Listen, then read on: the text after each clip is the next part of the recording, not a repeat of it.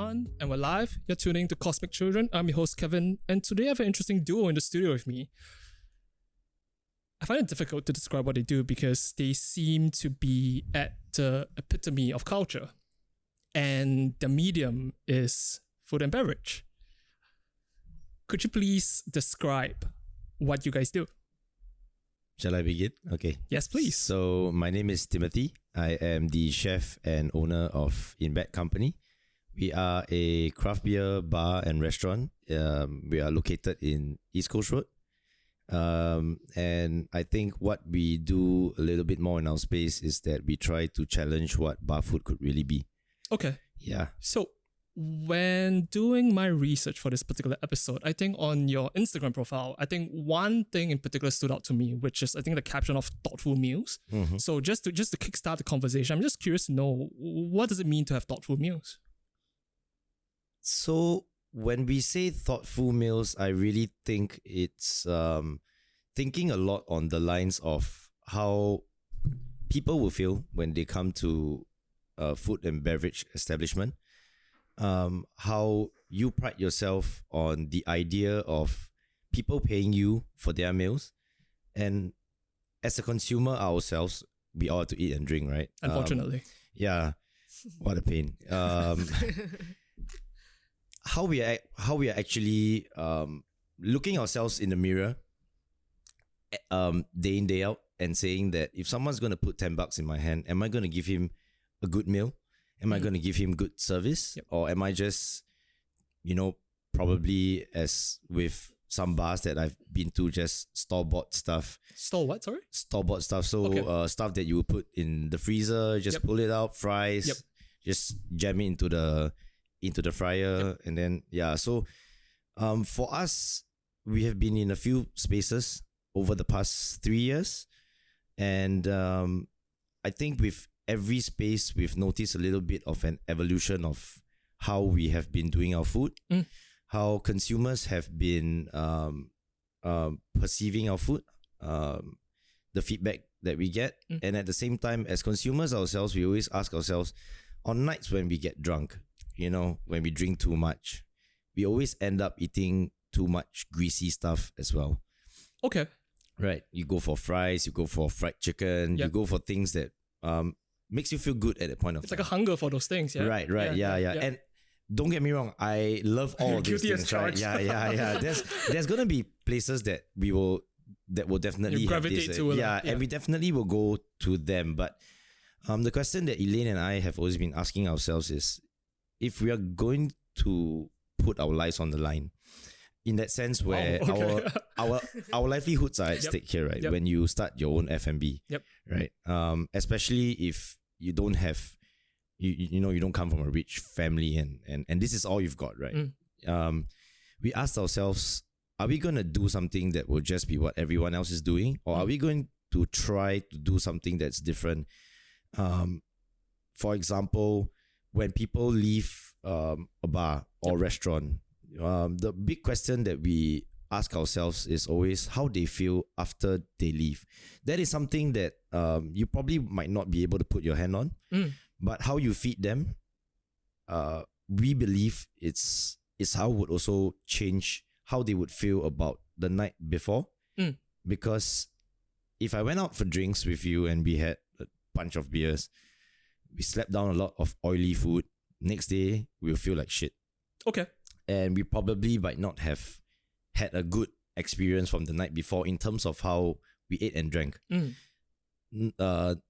Not to say that we didn't have fun together, right? So the question we asked ourselves is, how do we kind of plug this hole and make sure that plug this hole. Yeah. And it's just funny. Okay. And kind of make sure that apart from you already having a good time with your friends, how do we supplement that as a business and make you feel like, you know what, yesterday was money well spent. The service was good, food was great, drinks were great. I woke up the next day, I didn't feel like shit. And I think it's something that a lot of businesses should be thinking about, and that's something a little bit more different with what we are doing here at Ibetco. So it sounds like something just giving the extra mile, even post sales, because you can sell them the drinks, you can sell them the food, but what happens after? Yep. So that is a very interesting train of thought, and I'm curious to know how did you guys arrive at that? What influenced this particular train of thought to make it so integral as part of the business? So I would say that in the past 3 years, when we first started into this whole idea of craft beer, that was when we met Kiola from Bunker Bunker, Sam from Okao, Kenny from Almost Famous, Jeremy as well, Vinny from Moonstone. You're throwing a lot of names. Yeah. Yeah, all the shout outs. Yeah. Shout out to my boys. Yeah. But we started this journey together, and all our bars are almost the same age also. Okay. Okao just celebrated their anniversary like last week. Yeah. The week before, and we're gonna celebrate our 3rd year next month. So, we, at least for us, we started out very amateurish. We didn't really know what craft beers were, but we knew that this was a product that tasted really good. Okay. Than your normal commercial beers, and there's this special thing called hops, right? So in that process, we've managed to meet a lot of other people in the industry, and at the same time see what they are doing in their spaces. And I think for myself, especially being the person who's creating the food, I think I was lucky enough to have gotten drunk so many times. And survive it. Yeah. Elaine has had to deal with me on nights where, I don't even remember anything. And it happens very, very often. And I usually will end up drinking way too much and consuming way too much food that might not be that good for me. And then I realized that I need to go on like a 6 to 7 day long fast from the alcohol, from specific types of foods. Yep. And then we started to ask ourselves, like, why is this happening? Is it because I'm just a dumbass? Okay, right? that's possibility. Yes, Yep. I think so Yep.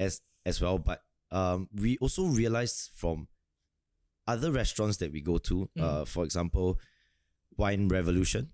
I think they are the guys that also kind of, when we went down to their space to try their natural wines and their food, and it was a very new take on what bar food is all about. Could you explain? Yeah. So, what Wine Revolt does is that they take your usual bar foods and they put a bit more of a casual fine dining spin on it, where the flavors are more nuanced and very well thought through. It's also created in that way where, with the selection of wines that they have, there's always some dish that is on their menu that would pair really well with the wines as well. So in that process, because of the flavors of the food, because of the layers of flavors and the layers of work that they have put the ingredients through, you end up with a product that maybe you spend a little bit more on, but you know that you are getting one of the best bar foods in town, and at the same time paired together with the service where they help you to understand what you are consuming and what you could have as a drink together with your food, really made us think about that experience as a consumer. Yep. And we wanted to try to do that in the realm of craft beers, because sometimes when you think about the numbers in terms of how much you're paying for a craft beer, and if you put that same volume of craft beer up to the same thing as a bottle of natural wine, you might be paying close to that same amount as well. Oh, that's interesting. Yeah, but the big question mark for us has always been, why aren't people trying to do craft beer and food pairings at the same time? Because I think we are so wired in that sense where, because there's so much marketing going on wine and food pairings all the time, we just kind of gravitate towards that, and we just think that beers are just smash and crush. But at the same time, natural wines are in that same way a crafted good, as in that same way a craft beer is as well. Yep. Where there's so much flavors. So why, as a chef, I've always asked myself, why can't I do a pairing with the flavors that we find in beers? Yeah. So I hope I've answered your question. Most definitely. And I think before we move on to the next one, I really like your positivity that you can spin getting drunk and blackout drunk into such a positive philosophy to live by. I think that's pretty amazing. So you mentioned that you, along with some of your friends in, I guess, the craft beer community in Singapore, is kind of like all of the same age and kind of celebrating the same feats of being in Singapore for a set amount of time. What does that mean to you, like to be surrounded by this community of craft beers, brewers and I guess shops, but they're doing different things and you guys collaborate, you guys exchange ideas? Yeah. I would say that if not for this community, I don't think that we would be where we are as well. I think any journey, regardless of what the industry is, I think needs to have a community. And they were the guys that really made the journey not feel so lonely. Because when you start a business, I think it gets very daunting. And the good thing is that everybody is all in different tracks, but all still doing the same things. And everyone has new ideas on how, we are going to push this beer. Yep. We're going to do a crazy event that has not been done yet, with all these crazy young guys. And then we start throwing ideas to each other. And we realize that each and every one of us, we service a very different community. Okay. Our consumer group really is very, very different.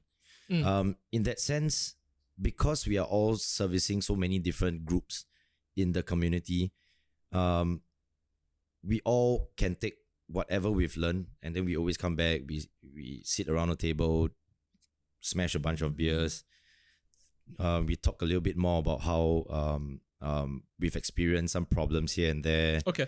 With different customers or how we've run an event and we kind of missed out some parts here and there. Yep. In that process of running a business, they've all been so open to share their experiences with the entire group. Yep. So like this whole group of us, we have a group chat called The Neighbors. So yeah. So back then, like 3 years ago, we used to be in River Valley. Okay. Yeah. And then Bunker, Almost Famous, the rest of the boys, they were all very nearby.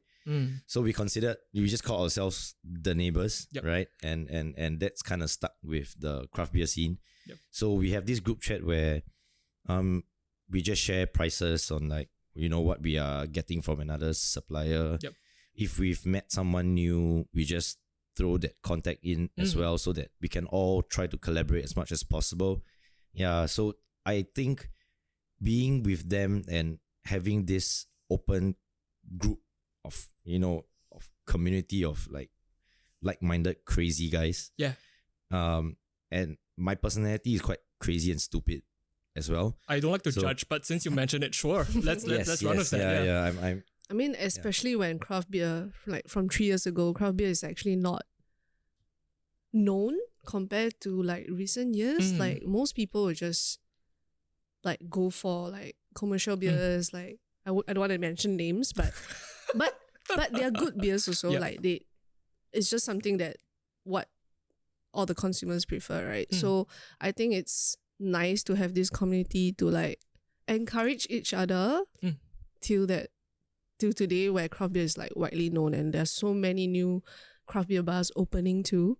Yeah, I really like what Tim shared, because it sounds as though it's the antithesis to how you run a business, where you are so competitive and you are trying to eliminate competition or even absorb them. But it sounds as though that you guys, I mean, the image I got while you were sharing, it's like a uni class. That you guys are all running separate projects, but you guys are open to share different ideas and to even cross collaborate like that. Yeah. So on the idea of craft beer, to second Elaine's point, I realized that it came into popular consciousness a couple of years ago, and even we fast forward, we rewind like 6-7 years. It's not that known. So I'm curious to know, what are both of y'all's first initial impression, or how do you guys encounter it? Is it in Singapore? Is it overseas? Yeah. Do you remember the place? Yeah. I first came into contact with craft beer, in the mouth. Yeah. What? Is that a joke? Could you explain that? yeah. Oh, he just tried. Okay. Never Okay. mind. Okay. Yeah. Phil. Okay. I'm very confused. He looked at me like that. Okay. Because I saw come into contact like the can smash in my face kind of contact, Okay. But okay. I think for me, Yep. I had it first in Singapore, and I was introduced to craft beer because of Tim. Okay. Because back then we just met each other, and then he had his own like cocktail bar, and he wasn't really into craft beer then, so he was doing a bit more like cocktails and like a bit more like commercial craft beers. Yeah. What's the difference? Craft beers are generally characterized or categorized by being small batch brews. So there's a specific amount of hectoliters that you would brew per year. What liters? Hectoliters. That's a new word for today. Wow. Yeah. Okay. So according to that amount of liters that you brew each year, that would either classify you as like a commercial or like a craft brewer. Yep. And how I would say commercial craft beer is when a craft brewery gets bought over by which happens sometimes. A big commercial brewery buys over a craft brand, and then they increase the amount of productions. Yes, that goes up per year. Sometimes they might even change the recipe so that it becomes more cost effective. Yep. So the quality of the beer might change. Yep. For the better or not, it depends on who's gonna drink it, right? Yep. But yeah, those are the beers where you get them for a much lower price. Yep. In terms of flavors, they're not as robust as your usual craft beers. Yeah. So that's like commercial craft lah. Yeah. So like for me, I started drinking it after I met him and his friends, which is the neighbors, and then we started drinking a lot. Yep.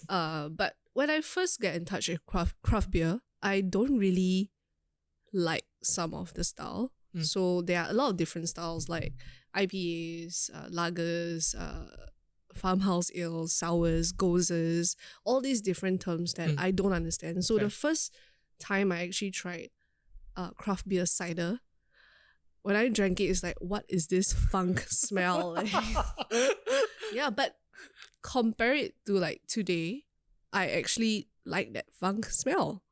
Did you grow accustomed to it, or you just kept drinking it? Or? I guess it's like I kept drinking like different styles. Then I got bored of how like certain hops just taste. Like for me, sometimes it tastes the same. Yep. And then when I tried like maybe natural wine, farmhouse ale that has this funk taste to it, which I don't know how to explain properly, but I kind of like that taste profile. Okay. That I grow to appreciate it. Yep. And then slowly I feel that a lot of Singaporeans or like in the community, everyone is like starting to like grow to like craft beers too. So yeah. Yep. So what about you, Tim? What was your first contact with regards to craft beers as an So idea? when I was running the cocktail bar, I started trying out craft beers because I actually really enjoyed those commercial craft beers because I could smash a lot of them, right? So I was asking myself, is there a second level to this? Is there like a step up from all these flavors? So I was introduced to this guy called Julius. He works for this company called Beer Style, and he works for this owner who who brought in the first IPA into Singapore years ago, which is called Stone IPA. I started bringing some of their stuff, and I was really amazed at how different craft beer really tastes like. And I really think that going into craft beer, like what Elaine mentioned, you might try something new and you'll be like, ugh, the hell is this shit, right? But I feel like it's a culmination of trying things over and over again, or a wide array of things over different settings, where you might be at a friend's house and you might be having pizza. Yep. You just happen to have one of those beers that you tried by itself and you didn't like, but you had it with pizza and it had a specific kind of a cheese. And that cheese could be very overpowering on your palate. And a beer that is light-bodied with a little bit of funk could actually be like a palate cleanser. So I think that progression that she was saying is kind of like it's kind of like this when you try a dish and then you pair it, or you happen to pair it with a drink, and you realize that this actually goes damn well together. And then you start realizing for yourself that on days where it's a bit too hot or I'm having some fried food, I want to go for a beer style that gives me a lot of clean, refreshing, light flavors. On days where I feel like I want to go all out, I'm having a piece of steak, right? I want to go for a heavy stout or like a porter, or sometimes even an IPA goes well with that as well. And then that's where we feel, or at least for myself, that's how I started to find out more about craft beers and how I started to fall in love with specific styles. Yeah. So I'm getting the impression that you kind of have to drink a lot to have this even this scientific approach. This happens. Let's say a piece of steak comes and I want to have it. I need to take this in this particular concentration and to drink it for the maximum effect. It sounds as though it's like that. Yeah. But you don't necessarily have to drink a lot of beer to find out what you like. I think the beautiful thing about the craft beer scene is that there is a huge array of craft beers. And I think what's fun about that is that you get drawn into the different kind of packaging designs. I would agree. And you'll be like, after this beer, I want to hit that beer because it looks so good, right? Yeah. Is that an actual train of thought? After this beer, I want to hit that beer. There are people like that. Yeah. Okay. Yeah.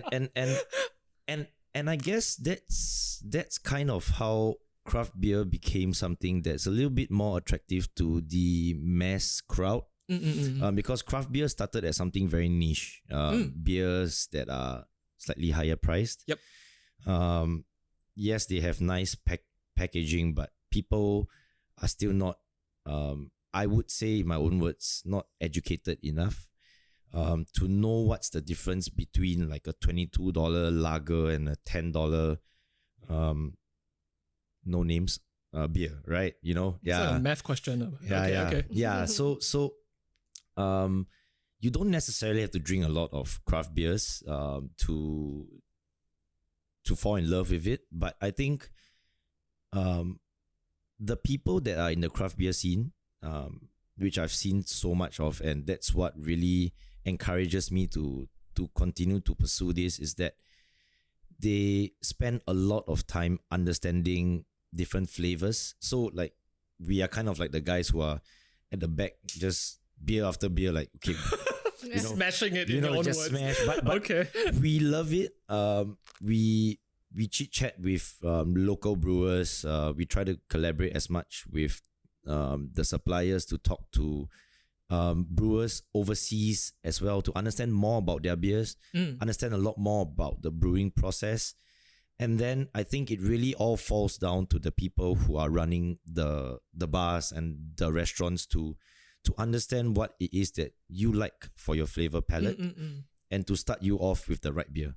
Because if you came in and if you came into our bar and you tell me that you like something light and easy, and I smack you with something really, really hard, like your first impression of craft beers will just be wow, craft beers are super Fair. Okay. super fair. heavy on the palate. It's not what I like, but I think the hallmark of a good craft beer bar is having a well-informed team of drinkers who would know the products really well, Yep. and to be able to recommend the right beers to get a new drinker started. And I think that's how we've managed to convert so many people, or across all the different bars, to become regulars at all the individual bars, because these are the people that might start with something light first, and then they grow to become like big craft beer drinkers, and they start going from 5% beers to like 10% beers to 12% beers, because as we taste more things, that's when our palate starts to get more excited. Okay. That's when our palate will start to ask for like, what's the next flavor, what's the next thing. Okay. Right? Yeah. So conscious. Okay. that's how I think about food and the things that I consume. Yep. And that's kind of the trend that we've been seeing with new consumers. Yeah, they try something light first, and then they are like, oh, this is so nice. Like, do you have something a little bit more spicy? Something a bit heavier in flavors.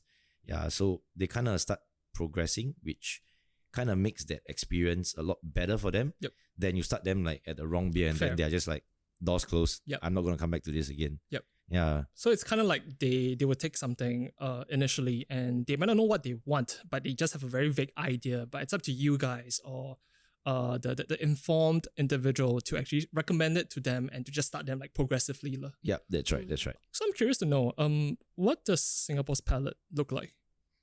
What have you noticed about, at least locally? Okay, I'll just say what I think first, because I work in the kitchen more now, so Okay. I don't talk to the customers as much as she does. Yep. But from experience, I think that the local palate is very drawn to very floral, fruity, and very refreshing notes. That's three very big words. Okay. Yeah. So quite a lot of people at the start, when I first meet them, they usually would say things like, weather very hot. Do you have a beer that's refreshing? There are some people that will say, I don't really drink beers, but in terms of flavors, I like something fruity in my beer. Yep. Some people would like something floral in their beer as well, and that is also a flavor profile that hops would give you. Yeah, so that is the general idea that I started off with a lot of when it comes to like the Singaporean beer palate. Yeah, because at least for myself as well, because I have been growing up drinking so much commercial beer, I've always been very accustomed to light flavors. There's no one commercial beer that I've drank that was really very heavy. So when I first started on craft beers, the first thing that I asked for was something light and a bit fruity, just to start with first. Yeah. So that's like the more or less the Singapore palate, would you say? Would you agree with that? I think for me, from seeing like all the customers that came to our place, Yeah. I think most of them, there are some that come in just to want to get drunk. I mean, there are still people like that Fair. for sure, and Yeah. and they will try all different kinds of like beers, and that's when they can go for beers that's a little bit more like heavy on the palate. But we also noticed that there are a lot of customers that come in to like eat the food that Tim does, and they will ask like what kind of beer that goes well with that, and that's the whole purpose of like this like his purpose of like His purpose, yeah, that is his purpose. Perfect. yeah, because that's what he wants people to like know too. So I think it depends, like what he mentioned, that at the start, like if the weather is really hot, they will go for something refreshing, and then they will start with I think there's no specific palate, because I think that they will start with something refreshing and then they will go for something heavy on the palate, which is IPAs, stout. Yep. And then they will end with a sour, which is to cleanse your palate, or they will end with hard liquor. So it depends. Yeah. So I think there's still like a lot of different kind of like, how do you? Can I just add? Yeah. I think that at this current point of time, I think that the Singaporean palate is very learned already. Is there what, sorry? Learned. What is learned? Yeah, in that sense where I think that they kind of already know what they want. Yeah. And I think that the food and beverage scene here is very robust. So people are trying a lot of different types of beverages already, right? Okay. Someone might come in and maybe have had some lagers before and they drink a lot of soju, right? They frequent cocktail bars more, Yep. right? So I think that a lot of people already know roughly what they want in their palate already. And I think it makes things a lot easier these days as compared to like 3 years. 3 years ago. Okay, well, it's a bit more confusion and A bit more murky, confusion, yeah. You need to yeah. tell them the whole story about how like they brew the beers and all that, and then they'll Yeah, be like, yeah. "Whoa!" Yeah, but but the very fun thing now, and I think it's a good thing as well. There are a lot of commercial beer bars that are taking in craft beer now as well. So, where last time you usually have to work a lot harder to convert someone over to craft beer, someone who usually frequents a bar that generally serves commercial beer would already tell you that, oh, I've tried craft beers already. I've only tried a few. Yep. But I'm quite curious like what else there is, because when I look at your fridges, you've got like almost 100 beers. So like Shit, okay. like help me to understand like which one should I go for and what would be the best. Yeah. I like that the word conversion has come out like twice in this conversation. I mean, when I first encountered this whole craft beer thing, it's a cult, definitely. Everybody's drinking, everybody's happy, everybody's talking about beers and all these different ingredients. Okay, thanks for proving it right. So, you mentioned that you operated a cocktail bar before. So, what is the difference between like running a cocktail bar and running like a craft beer bar? Is there any difference?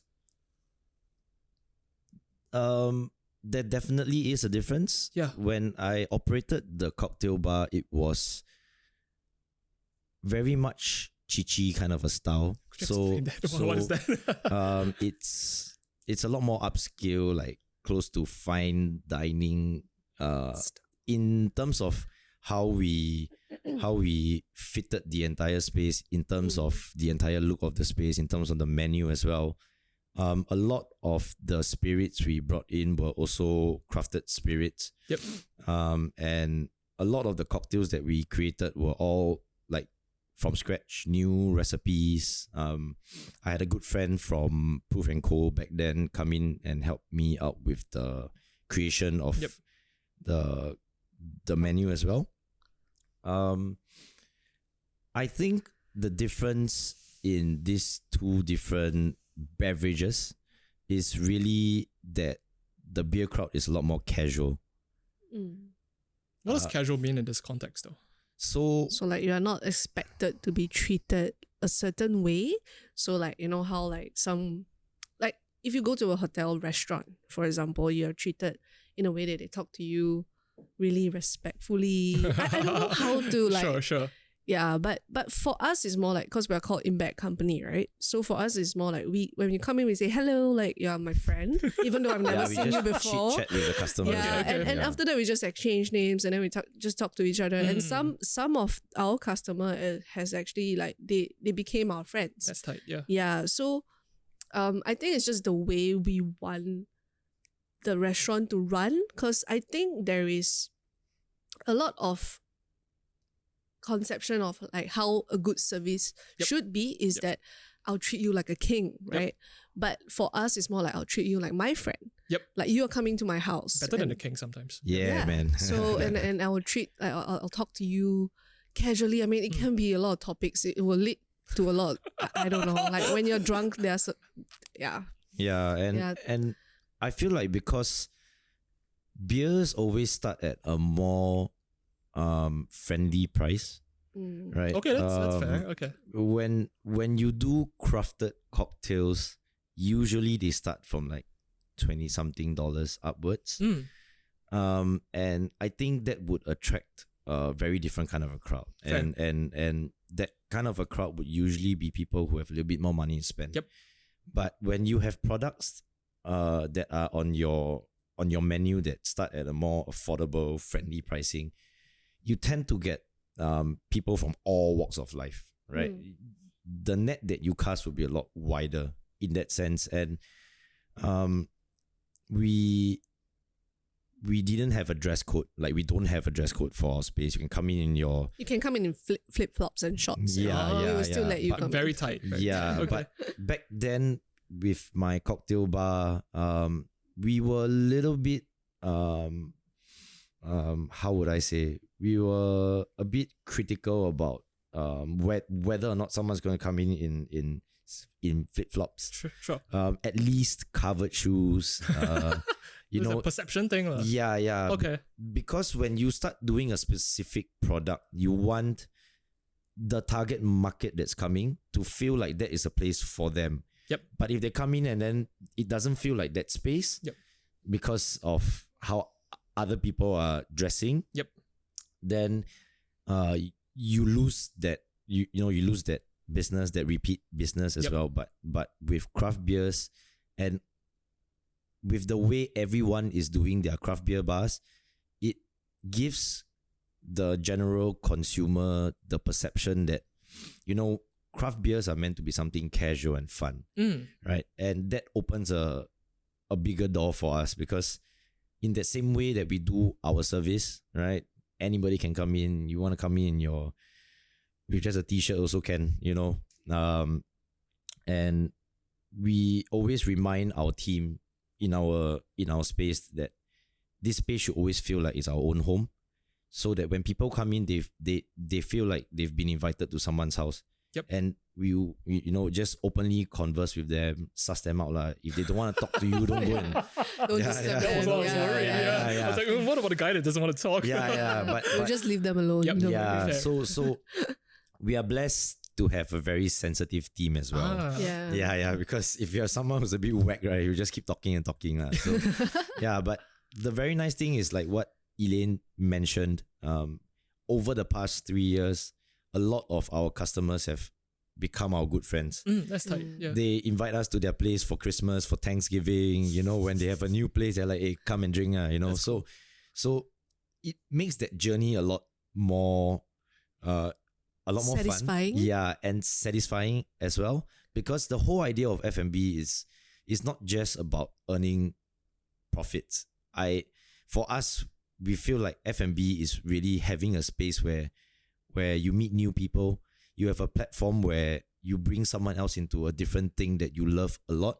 And then that's where like-minded people start coming back together again. Yep. And it makes work fun, and it makes work feel like play. Yeah. So, assuming that the differences between running a cocktail bar and running like a craft brew bar, is there any aspects of running a cocktail bar that you miss, that you wish you could have in the current setup? Yeah, I would say that I think the mistake that I made back then was we could have made it a lot more accessible in terms of pricing. At that point of time, I was still really young and naive, and I was very new in running a business or just being in F&B. So I didn't understand all these little things where it's good to start off your prices a little bit lower first, get people through the door, help them to understand your craft a lot better. But I kind of just wanted to do it, and I expected people to just know it, but it was a stupid idea lah, So that was a big boo-boo that I did lah, right? Which really helped me to grow a lot. I mean, one fuck up is always good for you to learn. So Hopefully you learn. Yeah. Not from drinking. Yeah, so if I could change one thing about what we did back then was to understand what was that final goal, which is to help people to understand a craft product, but to also understand what the industry needs at that specific point of time and how we were going to craft out a plan over like a year or 2 or 3 to get people to start moving towards that, then forcing them to accept this right away when I'm still such a new player as well. Yep. Yeah. Would you say that that's something like, I guess, the ideation of craft beers did very well because it was more like slow, they were more accepting, they had a very open culture, people can just come in and talk about it. I think that's a very interesting idea that you could go to a bar, you don't know something about it, you can have a conversation and tell you like the long history about it. So that's the difference between. Yeah, and I think it also is a whole build up of all these different bars of good friends, all pushing towards that same direction in terms of how we do our activations. So and because of the ideas that were thrown around back and forth, that really got me to start to understand how doing parties, events, activations, collaborations, to help bring a very different community and to build a different community in our space or in each and every space that all of us run. Yeah. So this word community, I'm just curious to know how do you both define it for yourselves as well as for the company? Because I think it's a very vague word that could encompass a lot of different things, and people throw it around meaning one thing, but they actually could mean something else. So I'm just curious to know, like, individually, what does it mean? And as a company, because I would assume it means different things, but it overlaps. Yeah. So when Imbecco first started out, we saw the term community as a safe space for everyone, right? No matter what form of walks of life that you come from, Imbecco is supposed to be that safe space for you. So that was how we started out with the term community. I think in this current space, with this current concept that we are trying to build, I think the idea of community still goes back to what we started the brand off with, where Imbecco is supposed to be a safe space for every individual. But at the same time, we are building our community in that sense where we are looking for individuals who are committed to this direction of the brand, where when customers come in, you are not just doing a job. You do it because you love interacting with people. You love forming new friendships. You love collaborating together with us, with new people. And from there on, building different communities. And when it comes down to that level of our guests who come to the shop, that community that I see now is a community of people that want to eat and drink better and to eat and drink right. And who are people who are committed to this idea that we have, and they love the story of how the brand first came about. Yeah, so I think in short, that's how I see the community in our space now. Yeah, because I would say for myself, I generally gravitate towards people that I want to talk to. I am think that's not for most people, right? well, the ladies at the shop are way better at just chit chatting with anyone. I'm sure they have their down days as well, but for me, I only like talking to people that I feel comfortable with. Sure. I don't like to just go out there and try to sell beer when I just don't feel like I want to do it. I'm just that kind of guy. What about Drunk Tim? Oh, talks to anybody. Okay, Yeah. cool. Yeah, Okay, yeah. I just wanted to Everyone. clarify. Everyone. Yeah. Talks to anybody. He Yeah, can be your yeah, best yeah. friend any time of the day. Yeah, but I also realized that when I start talking to people, that's when I start forming very close relationships. And I don't know, I think that's what makes this community work for me, because like-minded individuals are always coming together. And I feel that that's how a community is formed. Like-minded individuals coming together. They see eye to eye on how things are, like the big picture. Yep. Right. And I think that's how I am building that community for myself, which so happens also kind of vibes back with the community that we have, or we want to build with the brand direction. Yep. Yeah. How about you, Elaine?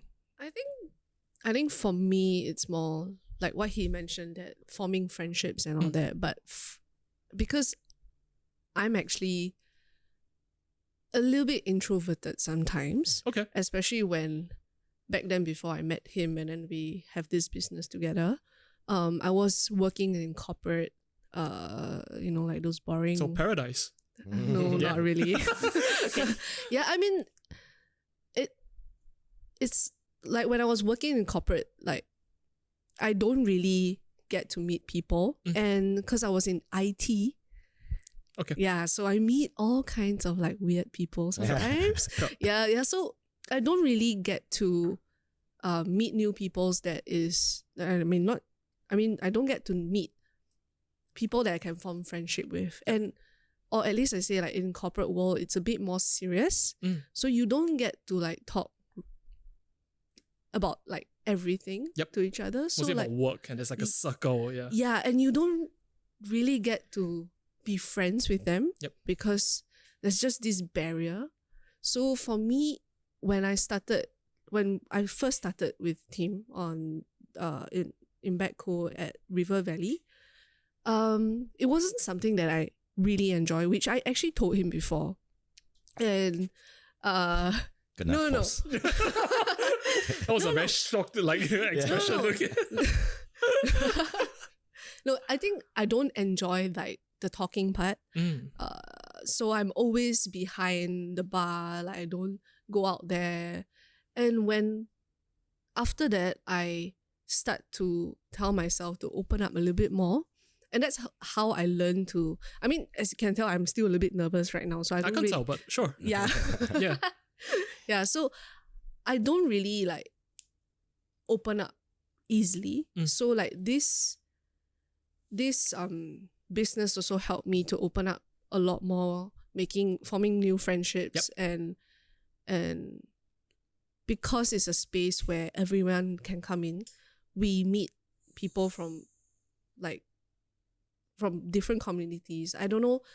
I don't really have, I still can't define what community is for me. I think it's more like meeting like-minded people, meeting people who are willing to open up in a more casual setting, and there's no like this barrier between each other. I think that is what it meant for me. Yeah, you guys are like 2 steps away from being a cobbler. Yeah, like no steps, barrier within one another. Everybody's close. Yeah. So I'm curious to know, why are collaborations important for the brand? Because I know that you guys recently did something with Gravy Baby, and I thought that was quite interesting. So I'm just curious to know, why is collaborations important? So when we started doing collaborations a long time back, the general idea, because it was so new for me, right? The general idea was to just bring crowd, right? Someone else will have their own group of friends, right? Who will want to come down for the event. How I'm seeing it now is very different from how I first experienced it. And how we are structuring our collaborations now is also very, very different. The way we do our collaborations and why it's so important for us and for me as well, we are doing a lot more collaborations where it's food driven. We used to do like for example, an alcohol supplier comes down, invite everybody down, just fucking drink and just get smashed, just sell a lot of beers kind. Yeah. Yes, money came out of it. Then there's a big question mark of like, was this meant to be it? now with this new space, or before we started this space, we took some time to think about how our collaborations will, like, what kind of a direction would it drive towards and why. And for me, when it comes to the food direction, when it comes down to food collaborations, I realized that what I wanted from this space and what I wanted for myself as a chef, cook, whatever lah, right? Is to work with more chefs, to work with more cooks. Yep. In that process, that is the time that I start learning something.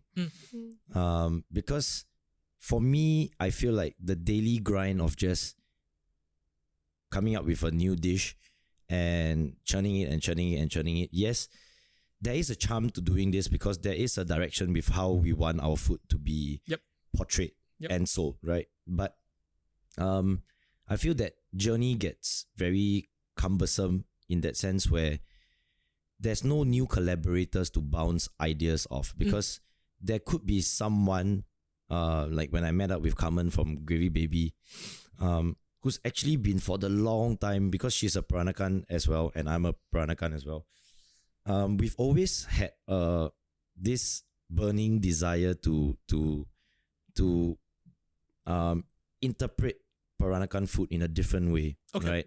In the setting of a restaurant, like how could we make it casual, affordable, but at the same time, it looks so differently plated, you know, and we wanted to relook at the processes of how a dish is made and how we can inject something new in that process that would make the dish taste more or less the same, but in terms of textures and flavors and the other little complements that go around it, it's all different. It's all kind of like a deconstructed PB&J, if you will. You take apart every little thing and then you see how you can process it into something different, but in terms of flavors, they all still marry nicely in the mouth.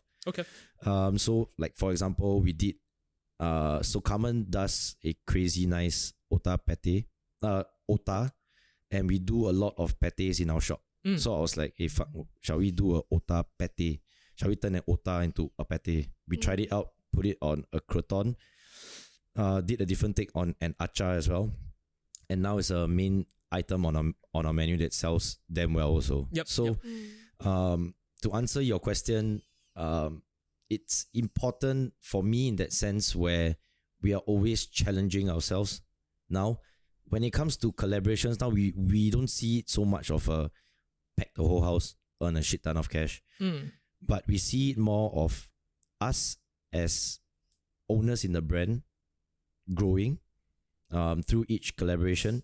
And that's how, in the long run, the business will always be very fresh because we're always trying out new stuff. I tried something with Love Handle and they do vegan food. I've never thought that I would go into vegan food. But can you imagine yourself being a vegan? Fuck no, man. I absolutely cannot. I absolutely cannot. Yeah, it's so hard sometimes to just ask him to eat healthy. So what does healthy mean in this context though? No, so like once in a while eat more veggies, lesser meat, lesser salt. I eat veggies, but just that she doesn't want me to eat like oily foods, because I can eat like curry chicken noodles for lunch like 3 days in a row. 3 pieces of lettuce is not vegetables. Yes, but like a balanced diet. You can still eat all that. You can indulge in that. Just a balanced diet. So like one of our collaborations we did with Love Handle as well. And that was really to challenge our business and ourselves, especially me. To work with vegan ingredients, because it's different, right? It's very different. It was a really tough time for me because when I was creating the menu with Addis, I really had to take his lead on a lot of things. I was throwing out a lot of ideas, but I needed his help to like tone it down to how it can be vegan. So I'm not someone that thinks a lot about like what should vegans eat, if you're gluten free, what that consists of. Because you wouldn't know. Because to me, when I cook food, I just want to fucking cook, right? Yeah. You know, if I think that butter goes well with this, then, you know, so when I was chatting with Eddie's on this, I was like, hey, let's use some butter. Lah. He's like, bro, that's not vegan. I'm like, oh, fuck, sorry. Yeah. So there's a lot of rules in it. Yep. yeah, but that was really to challenge myself and to start learning something different, because I think when I start doing something like that, then I start to understand what different groups of consumers want, and that could and would eventually lead to us having a vegan item on the menu as well. But I would never you be have, okay with that? I would love trying that out. Okay. Yeah. Because for me, I've always as a consumer, I've always thought that being a vegan means impossible meats. But that, yeah. Fair. Right. Yep. And I'm a bit of a boomer in my mind like that. I just think of like, fuck, just impossible meats, right? Yep. But because one of the main mantras in our business now is to work with more vegetables, and where did that come from? yeah, so Yeah. Oh, yeah, okay. just yeah. Because one day he was just watching this show. Okay. And Final Table Final Table. So on Netflix. Okay. So I think he is really good with like handling his meats, beef, lamb rack, all this, and he knows. Yeah, I know. Yeah. He knows like You don't need to tell the class. Yeah. Okay. he knows the doneness of like he knows how to control the doneness of the meat, and he doesn't really need a timer. So he Wow. kind of know how to Yeah, do it. a lot of just people like- used to come yeah. to Imbecco just for the meat. Yeah. Wow. So okay. he realized that actually, if you just buy like a really good expensive piece of meat and you just know how to handle it, you don't really need much of other ingredients to add on to make it like really tasty. So he wanted to change the way he do his food. So he find it a challenge to process vegetables like tomatoes, cucumber, I don't know, like things that people normally don't see as the main star of the dish. Sure. So he want to make it in a way where you can be eating this plate of food like meat, and then there's some side dish. But we have customers like, you know what's my favorite part of the food? I like that purple cabbage. Yeah, and it was a salt baked Yeah. purple cabbage, which Yeah. is a lot of work also. Yeah, but it takes time with that. Of course. But yeah, so Yeah. when we started this new venue, I wanted to work with a lot more vegetables, and it was more of a challenge for myself and for us in this new space to start trying out things that we would never have done. If not, why are we doing a business? We might as well just close shop, because she can go back to a full-time job and she will get paid well. Why the hell are we doing this, right? And if we are in an industry that does so much crafted goods, which are great products made from scratch, and with a lot of mindfulness that goes into how things are made, why are we not doing that with our food, right? Why can't I challenge myself as a person in the kitchen to look at a white onion that might go at 30 cents, how I can make it feel like a $5 dish to you, right? Just through a piece of an onion, right? And it was something that we were trying very hard with this new space. People are starting to latch on to that idea already. So that's why I thought, why don't I work with someone that does vegan food well? Yep. So that I learn a little bit more about how vegetables can be better processed, because I've always thought that it was just impossible meat, some vegetables here and there, you know. But Eddie's really helped me to open my eyes up to how a lot more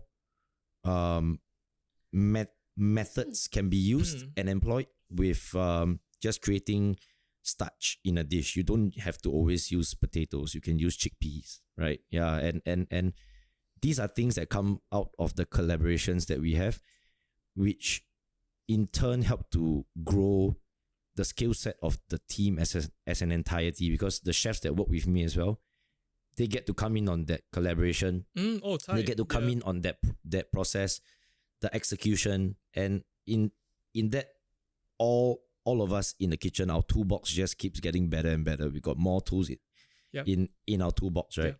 And in that same way, when we do things like that, then different groups of customers start coming to our shop.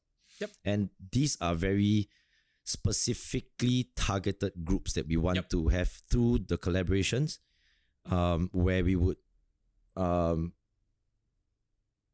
kind of position our menu according to how we want these people to feel and to taste when they come to our space. Yep. Yeah. It's interesting. So it seems as though the idea of collaboration, even for you as a cook and as a business owner, is a lot driven by curiosity, whatever you're curious about at that particular point in time. So I would like to know, what have you been curious about lately? What has been on your mind that you feel that, hey, it could be an interesting collab, you want to try, you've never done it before, yeah? Does it always have to be something consumable, or can it be something outside of it? Yeah. Yes, there is something that we are working towards. I think I can only share like the broad strokes Sure. for now. So as of late, there were two things that I was very curious about, right? Not COVID, right? Camaraderie. Okay. Yeah. Cool. Yeah. Pass. Done. Yeah. Congrats. Yes. I'm not curious about that shit anymore, man. Okay. Yeah.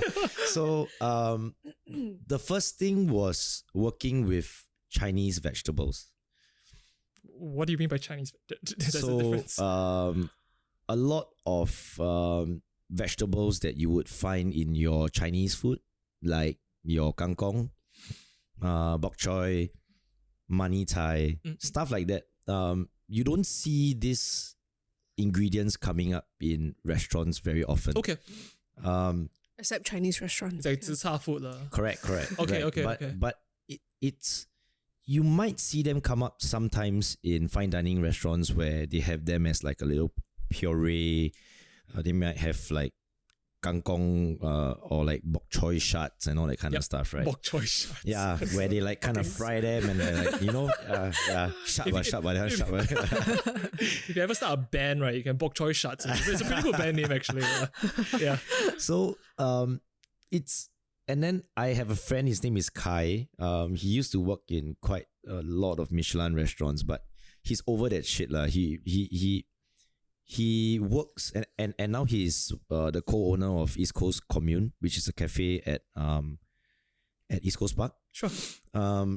When he first helmed the kitchen there, he was creating a lot of affordable fare for your cafe goers, right? Yep.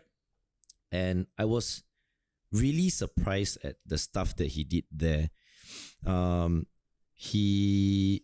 If I'm not mistaken, he took like Chinese olives and he blended it with cream cheese, and then he paired it together with smoked barramundi and kangkong.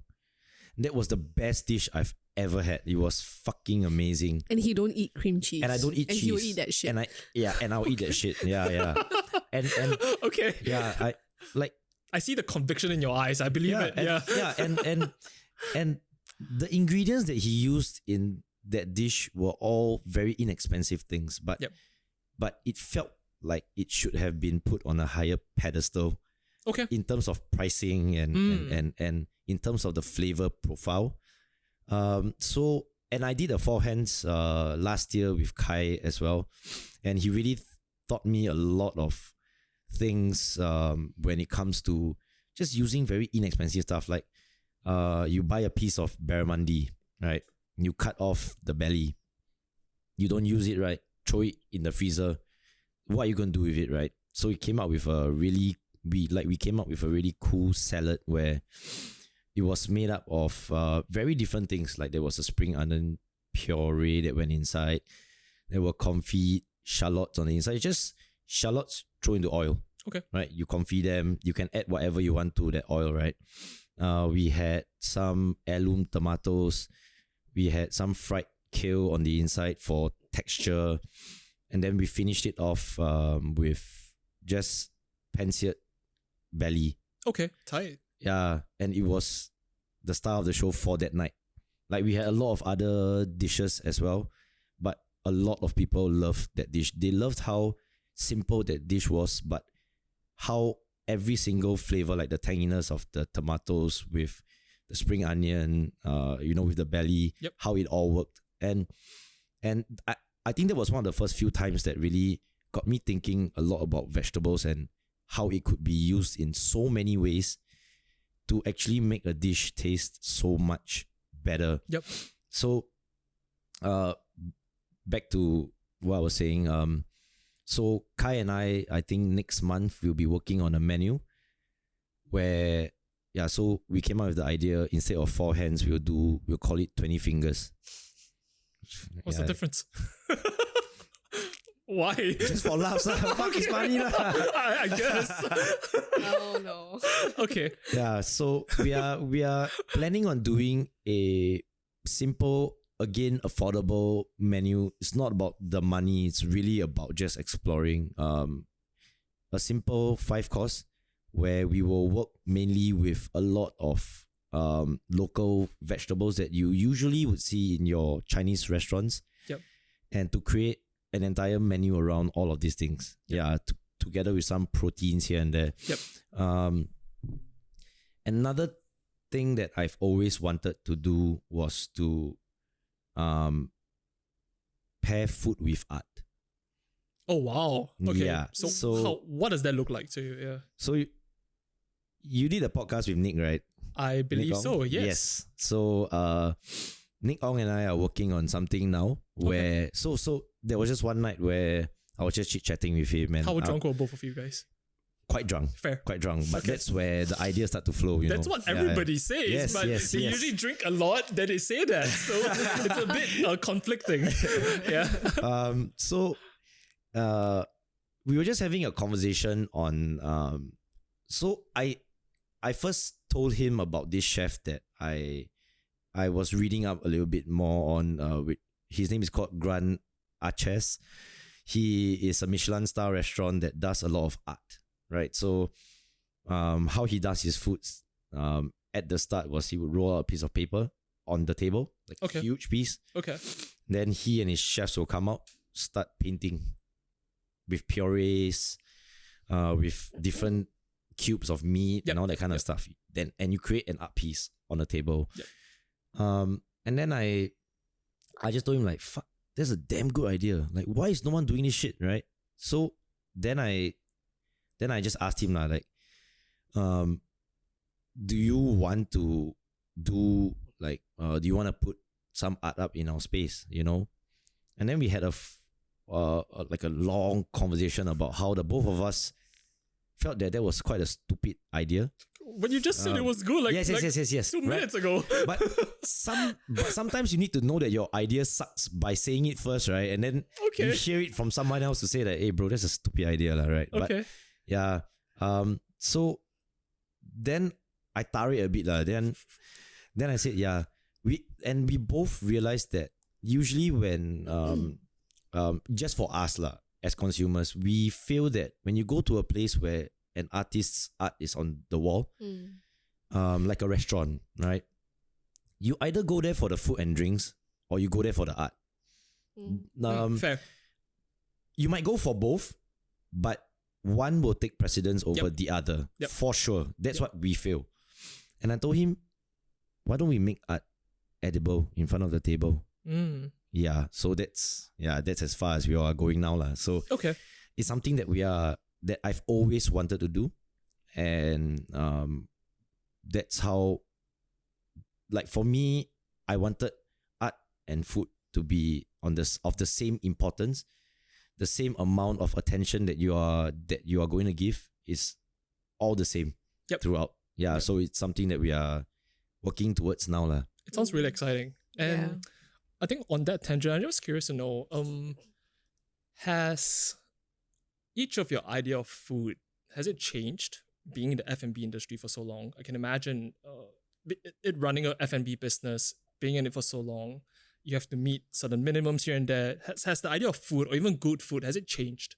Or is it still you have a very clear picture of what it should look like, what it should be? Because from the example you shared, it is like he's creating art. Do you see it as art? Yeah, I'm just curious to know.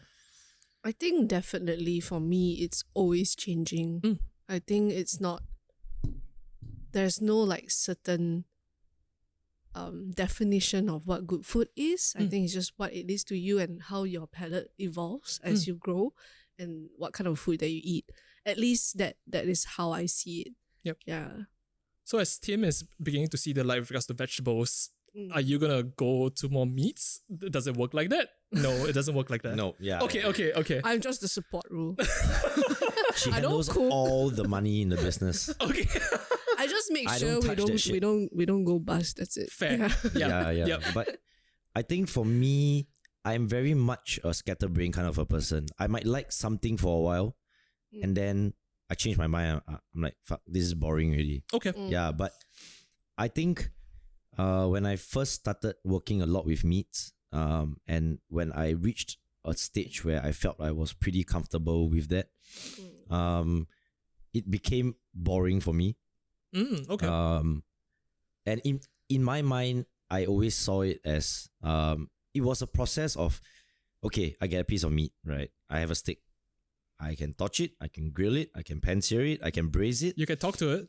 Yep. Yeah. You can make love to it also. Yeah. Yeah. Precisely. But there's only so many ways that you can go about it. But in those same tracks of execution, the outcome has to always more or less be that specific flavor style of what that execution is, right? And over time I realized that what made this meat dish exceptionally great is to me is two things. One, of course, the grade of the meat that you buy, which will vary from business to business. You got more money, you buy the best cut of meat, right? Fair. Yeah. And the next thing that made that dish really stand out is what went with it, which was the vegetables. Oh, interesting. And that got me thinking a lot. That's why it got me thinking a lot about vegetables. And the more I thought about it, the more I realized that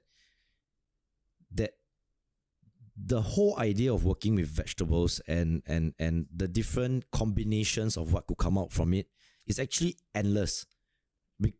So A bit overselling the idea, but sure. so on that same note,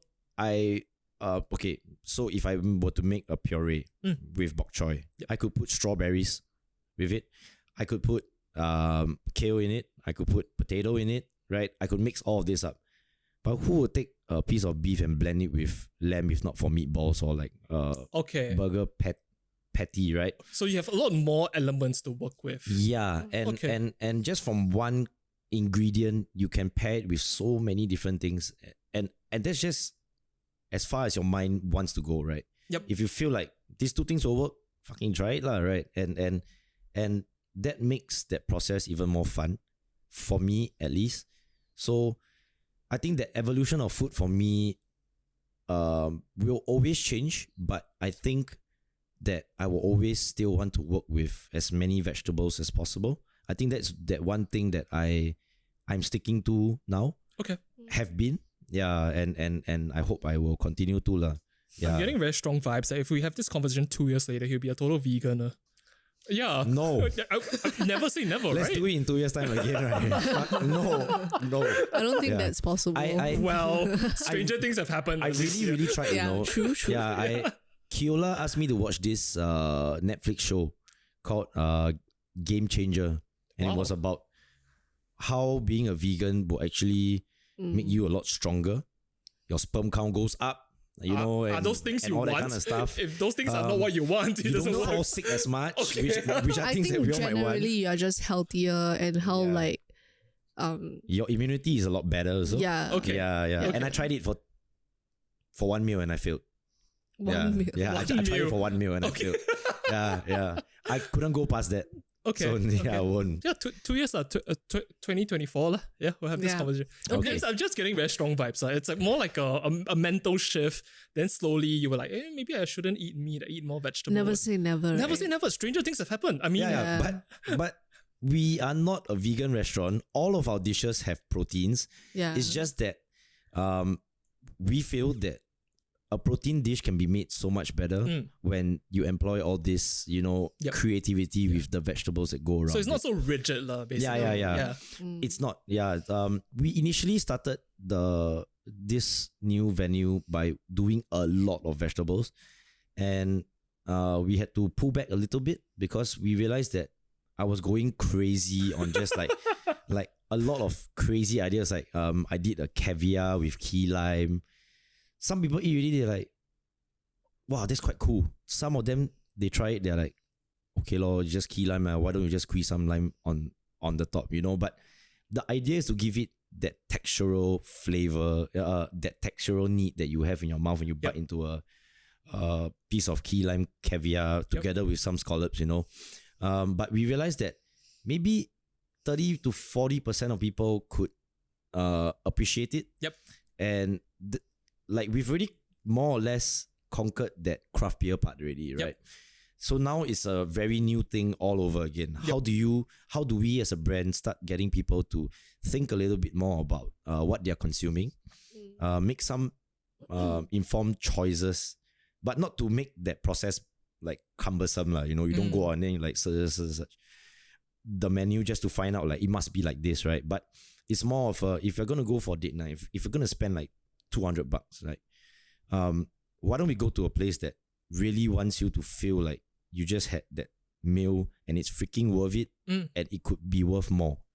But we realized that people are not really subscribing yet to vegetables being put in so many weird forms, you know? Yeah. So we had like beetroot chips, small pieces of beetroots that we put around a liver pate to make it look like a flower. Then we had a soy cured egg yolk in the center to make it look more like a flower. They really like that, but still they are visually more drawn to the dish more than they are understanding what the ethos is when we create stuff like that. So I beg to differ though, cause I'm on the floor all the time, right? So there are customer that ate the beetroot chips that told me that I never like beetroot, but will eat this.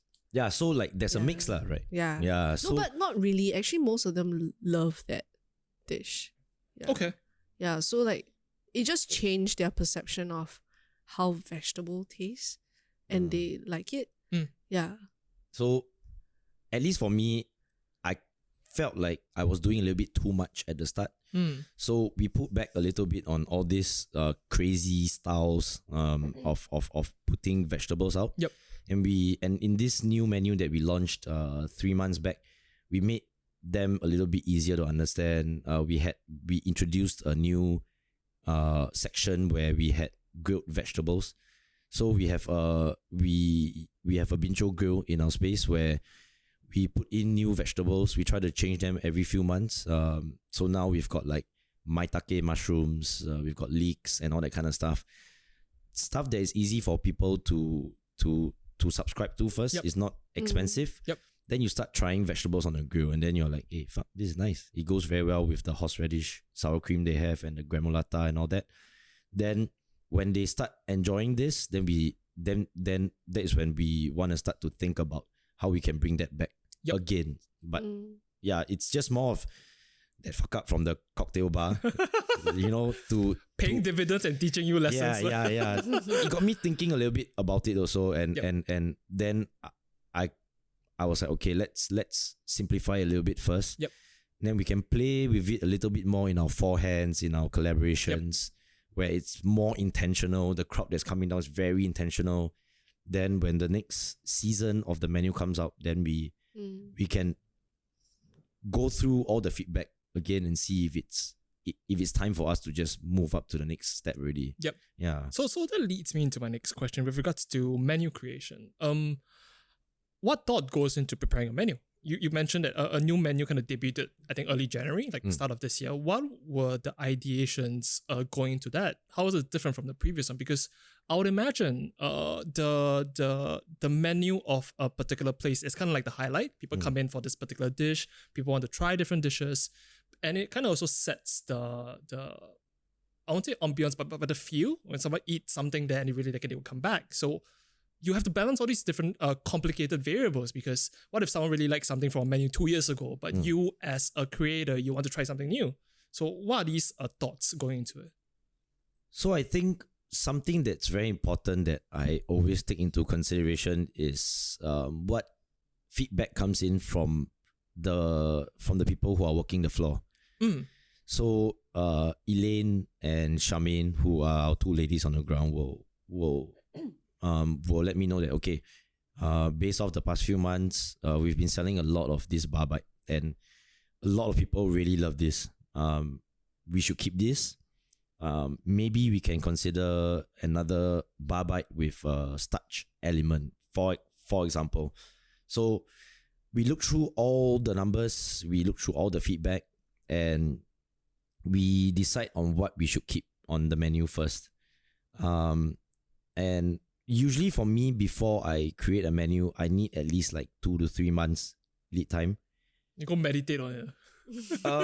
It's more of I feel like I don't like to be called a chef, because I feel like I am still at the level of being a cook. What's because the difference? I don't know, chef just puts you on a pedestal that for me just gives a lot of expectations of like the level that your food should be at, right? I just want to be known as someone who just cooks, right? Okay. But the reason why it takes some time for me is because I like to create my menus according to how I've perceived the past 2 months, 3 months to be like. Yep. A lot of the collaborations also play a very big part in how I create my next menu, because that I always come out of every collaboration learning something new. Yep. And that changes things very drastically for me all the time. And I realized that because things are changing very drastically for me, right? It's proven that it doesn't make sense for me to pack something down so fast, because I end up canning a lot of things.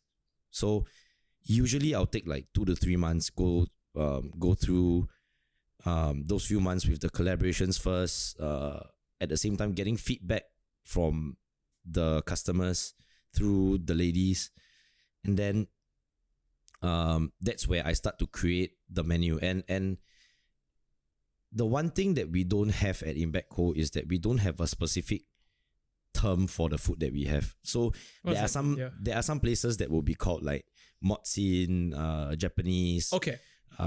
Western. We're not tied to a specific style, I guess. Yeah, and I told her from the start, I do not want to be tied down to a specific style. You're very firm on that. Yes, yeah. Okay. So because it gives you the liberty to just do, in a sense, Whatever he whatever. wants. yes, Yeah. yeah. Okay. And a lot of the influences that I have with the food is through Japanese food, which I love a lot. The past 6 years I've been traveling to Japan all the time. But at that same time, with every new dish that I eat when we go out for date nights and stuff like that, we might go to an Italian restaurant, and then I'll be like, fuck, this octopus really damn shook. In an Italian restaurant. Yeah. Octopus. Yeah, Okay. or we could go to a French restaurant and try something else. Yep. And I actually like how a potato is being done there. So I'll just come back. I'll take a few things that I've tried, I've learned, seen, and it might be a dish where it could be a little bit of Japanese influences here, a bit of French influences here. Yep. It could be one dish that is just a Peranakan forward dish, but a lot of the cooking techniques might be French. Yep, fair. Right. Okay. Some of the ingredients might be a Japanese ingredient Yep. also. So I don't want to be bogged down in that sense where we call ourselves, I don't know, someone called us izakaya. I'm like, fuck, I'm not an izakaya, but they got a lot of that Jap vibes from the food that we have, but not a lot of them are, it's good that they at least got something out of it, right? But I don't want to be tied to any cuisine, because if next month I want to do a taco, I don't want someone to come and flame me. Why is this fucker doing like Mexican food now? Yep. Yeah, but I want to be able to just explore. And if I feel like a taco can become a great bar bite, right? I just want to have that freedom to just flow. Yep. Yeah. So to freedom to flow and just create it, R&D it in a month and put it out in a month. Yep. If you feel like that's the thing. If no one likes it, then we take it off, lor. Yep. Then I try something else again. But this for me is really, as selfish as it sounds as well, That's why she takes care of the money. It's really for me. It's really a journey for me, lah. Yep, You know, yep. I really want to be able to have a space where I can explore, and at the same time to meet new people where we can keep trying new things that, like, we have a space now, right? And if someone wants to try something stupid and crazy, let's do it, man. I have the space now. Let's do it. Yeah. And I'm so blessed to have her to support me in this. Thank God we make money. Right? Yeah. You're shaking your head, yeah, okay? Okay. Yeah, but for me, it really is just meant to be A playground. Yeah. She summed it up perfectly. Yes. I cook when I have to. When I don't have to, there's beer. Yeah. So, And there's wine. perfect. So I find food to be a very complex medium. It's complex because if we think about the type of food that we like to eat, there's always a certain taste, and when you go back to it, we would like it to have a certain taste. If it deviates too much, then okay, maybe when I go back because something has changed. So how do you square that away? Having some semblance of retainment with regards to your menu items, with regards to the food that you produce, and the other side of that is being more experimental. Yeah, because it feels like a conflict always. Like these are the things that you have to balance. A as a cook, B as a business owner, and C, I guess, as an individual creative person. These are three different types of personalities that you have to juggle always. Yeah. Yeah. Because if you think about I always go back to the chow mein and my place there. It's perfect. I don't expect it to change drastically, and they have probably cooked the same thing for like 10 years, which is perfect. Yep. Yeah. So perhaps people might be expecting that sometimes, and they go back, oh, they really had this before, but then you go back, hey, it's gone. Then you ask, oh, it might not be ever coming back. Yeah. So to answer your question, I would say that there's a few points that we always have to make sure we hit. So for example, we have to have bar bites, right? I was very against the idea of chicken wings at the start. Why? And fries. And fries. And we still do not have fries. Okay, what's the rationale for that? I feel like unless we hand cut our own fries, right, that process is going to be boring for me. Okay. Because I'm just going to buy fries. And what's the other thing that I can do? Do a sauce, right? I can do a sauce that you dip it in, or I can throw some shit on top. I can shave some cheese on top, throw some truffle oil on the top, right? It doesn't challenge me. It's boring. No, I don't want to do it. Okay. And I don't want to serve my customers a huge plate of fries that's super oily. And that's what I was saying at the start of the podcast, right? That I don't want people going home feeling like they just had a bunch of grease that just went into their mouth, you know? Nothing is wrong with that, but it's just that there are so many. There are just so many other people doing it anyway. So it's what can we do differently? That's Definitely. It. Yeah. So I was very against the idea of chicken wings as well. So fries and wings were just a big hell no for me. Yeah. But the entire team took like, I don't know, 6 to 7 months to try to convince me.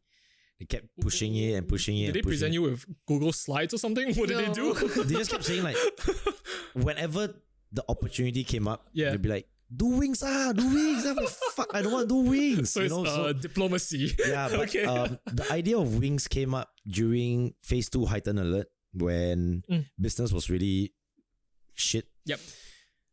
So we were coming up with a lot of like mini events where like we will do a Facebook Live, we will do a beer auction. You pay now us $10, I'll tar one beer. Oh, wow. Yeah, we got really drunk. Yeah, we did. Everyone just want to watch us drunk. Yeah. So then we did a yakitori night where we did skewers. You can pre-order your skewers, we'll send them down. Then we want to do a chicken wings night. Right? Oh. So I told them I'm okay to this idea because we're just doing once, right? And we're sending it out. Like, fuck that, send it out, done, right?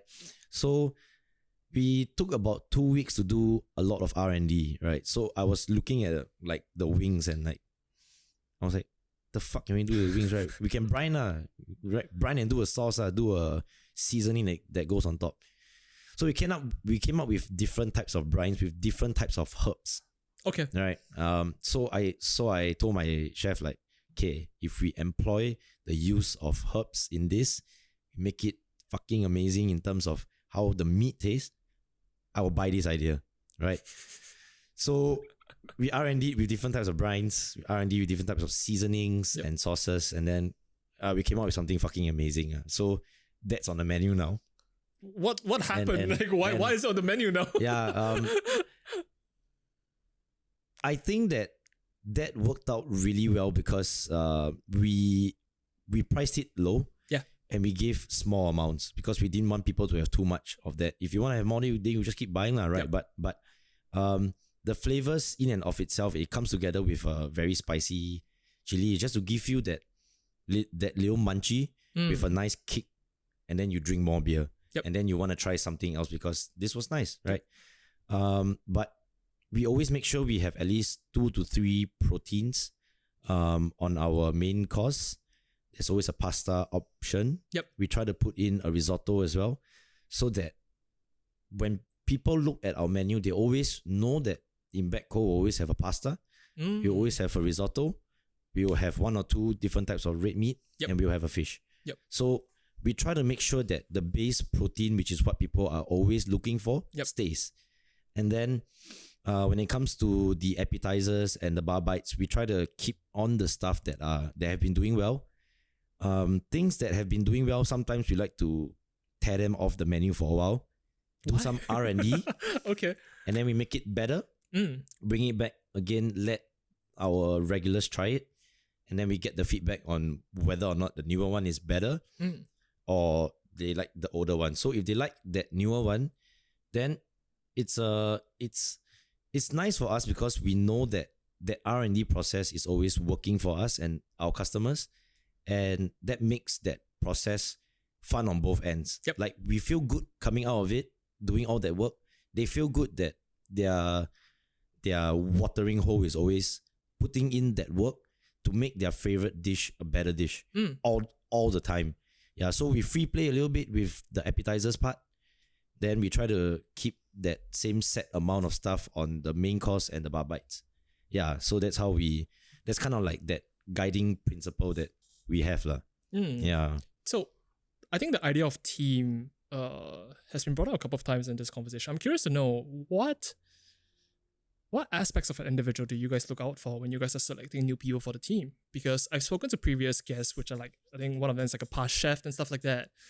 From the conversation, I get the impression that every day, let's say if you're a cook in the kitchen, every service, it's like a fucking battle. Yeah. Because you don't know what might happen, and food as a medium is so, as much as you try to get it consistent for the night, it always ranges. I think things might fuck up here and there. So I'm curious to know, in selecting people to join a team, what are you guys looking out for?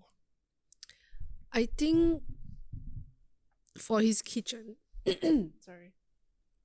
I think for his kitchen team, I think it's a bit more, someone who is a bit more experimental also. Doesn't need to have experience. Yeah. We don't really... Huh? That's interesting. Yeah. We don't really care about that. I think it's a bit more on the character that you have. Like, are you... Like, if you come in and you're like super quiet, you don't talk to us at all, it's very hard to work together as a team too. So I think it's a bit more like if you are a bit more open up, you drink a little bit. You smash as much as Tim. Yeah, no. You don't have to do that. As long as you are, I mean, that's a plus point. But if you are willing to try out something new, you are willing to communicate with us, and I wouldn't use the term like family, but we are a bit more like friends that work together and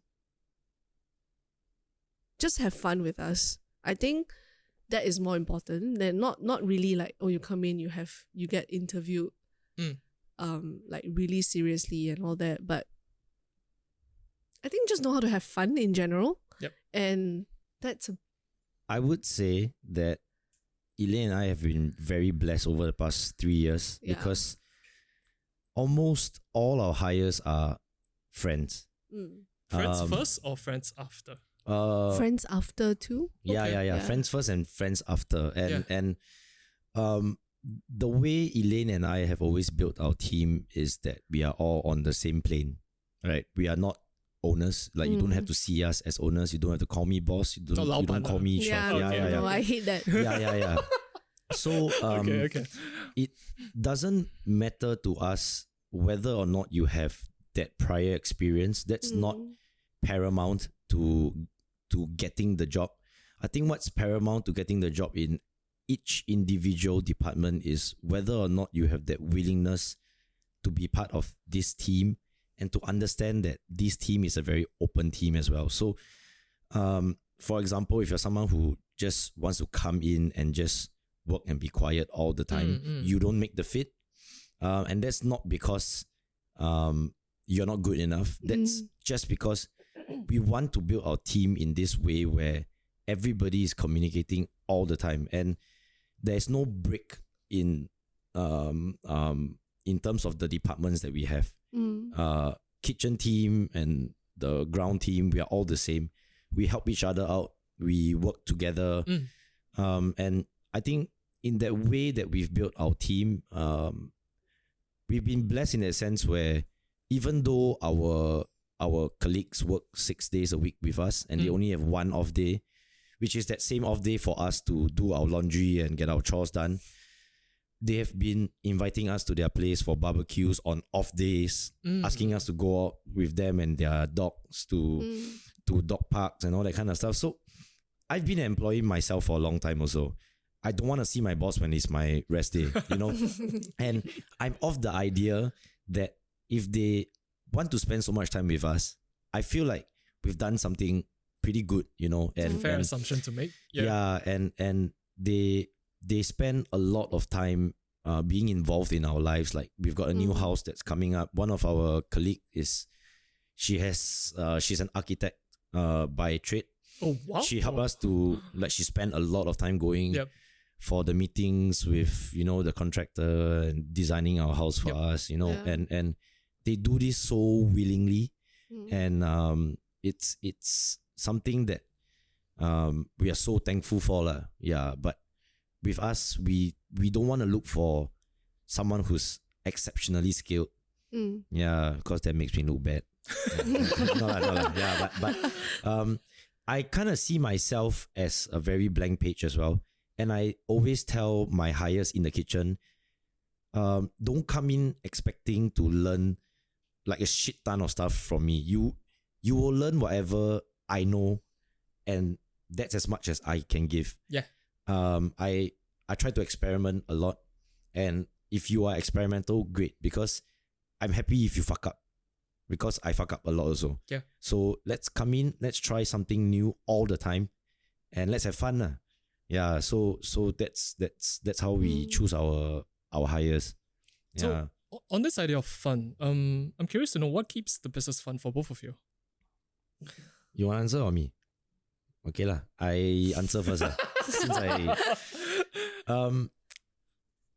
I think it's evident that the business is fun for me because I get to have so much freedom in what I'm doing. I think that freedom is something that as long as that's stripped away from me, right, I'm just out already. Yeah. Mentally checked out. Yeah. Okay. I will still be physically there to get all that shit done. Fair. But that fun would have been stripped away from me already, because Which happened before? yeah, that pulls away the whole idea of having your own space and having your own F&B. And I think what makes it fun is that the community of craft beer owners, craft beer bar owners, as well as the people that we are collaborating with, are all a fun bunch. And that's what makes that process fun. Because if everybody is just if everyone is just a fucking log, right, then then there's no fun. Because whenever we meet up with friends in the industry or they come over to our bar, we go to theirs, it's always that fun time, knowing that we are all part of the same thing. We get fun treatment when we go to their bars and when they come to our bars to With that look, collaborate. it's like, what type of special treatment is this? Lots of booze. Okay. Yeah. And when we collaborate together, we are always doing something very special. We always come out of every collaboration, every event, every party, like very tired, very drunk, but very refreshed because you know you've done something new again. You know you've created something new again. Whereas if you were to be doing a full-time job or a corporate job, it's just same thing day in, day out. Yep. You're not creating something new on your own terms. You're always creating something new on someone else's terms. Yeah, and that's what keeps it fun for me. Yeah. I think for me, what keeps it fun also is like when we do different collaborations, different events, and I get to see how the team grows as a team working together, and the mistake that we made and how we are so open-minded and we help each other, look out for each other, and also meeting new people like from like different walks of life or so. That I think that keeps like I don't have to do the same thing all the time. Fair. Yeah. So like it's something that I enjoy too. That's why I would be in this journey with him, because if not, I would have just like call it quits. Yep. Yeah. So yeah, for me it's more on that part. And watching him grow as a Fatter? cook or chef. Okay. Yes. Okay, I was like, where's that sentence going? So watching him grow as a chef or a cook, like from the start when I met him, it's more something like, oh, I'm just gonna do this. And then when he worked with different, like when he did his four hands and worked with different kinds of chef and all that, he have different ideas and how it's fun to watch like someone glow when they do something that they like. And it's I think I just like that process instead of just doing the same thing the whole time. And then weekend I'll go out and like so I think that's what keeps me going, like doing this. That's a glowing review of you. That's like 5 stars. Yeah. Hey. I think it's just fun to do that. And I also feel that I grew a lot from this journey too, like as a person. Tim, you want to give the glowing review now? No. No? It's okay. She glows all the time. Yeah. So, I've always heard that running an F&B business in Singapore is difficult. So, assuming it's not all sunshine and roses, what type of adversities have you guys faced? And how did you guys overcome them? Whoa. Rabak. We went through a lot, man. A lot. So in our first place, which is our first business together, IBC? yeah, correct. IBC is our first. Yeah. Like I have nothing to do with the cocktail bar. Gotcha. Yeah. Gotta fill up some more beer. Oh, thank you. Oh, I like the art for that. Yeah. Okay. Yeah. So in our first place in River Valley, we went into a co-sharing space. For a restaurant? Yeah. So Okay.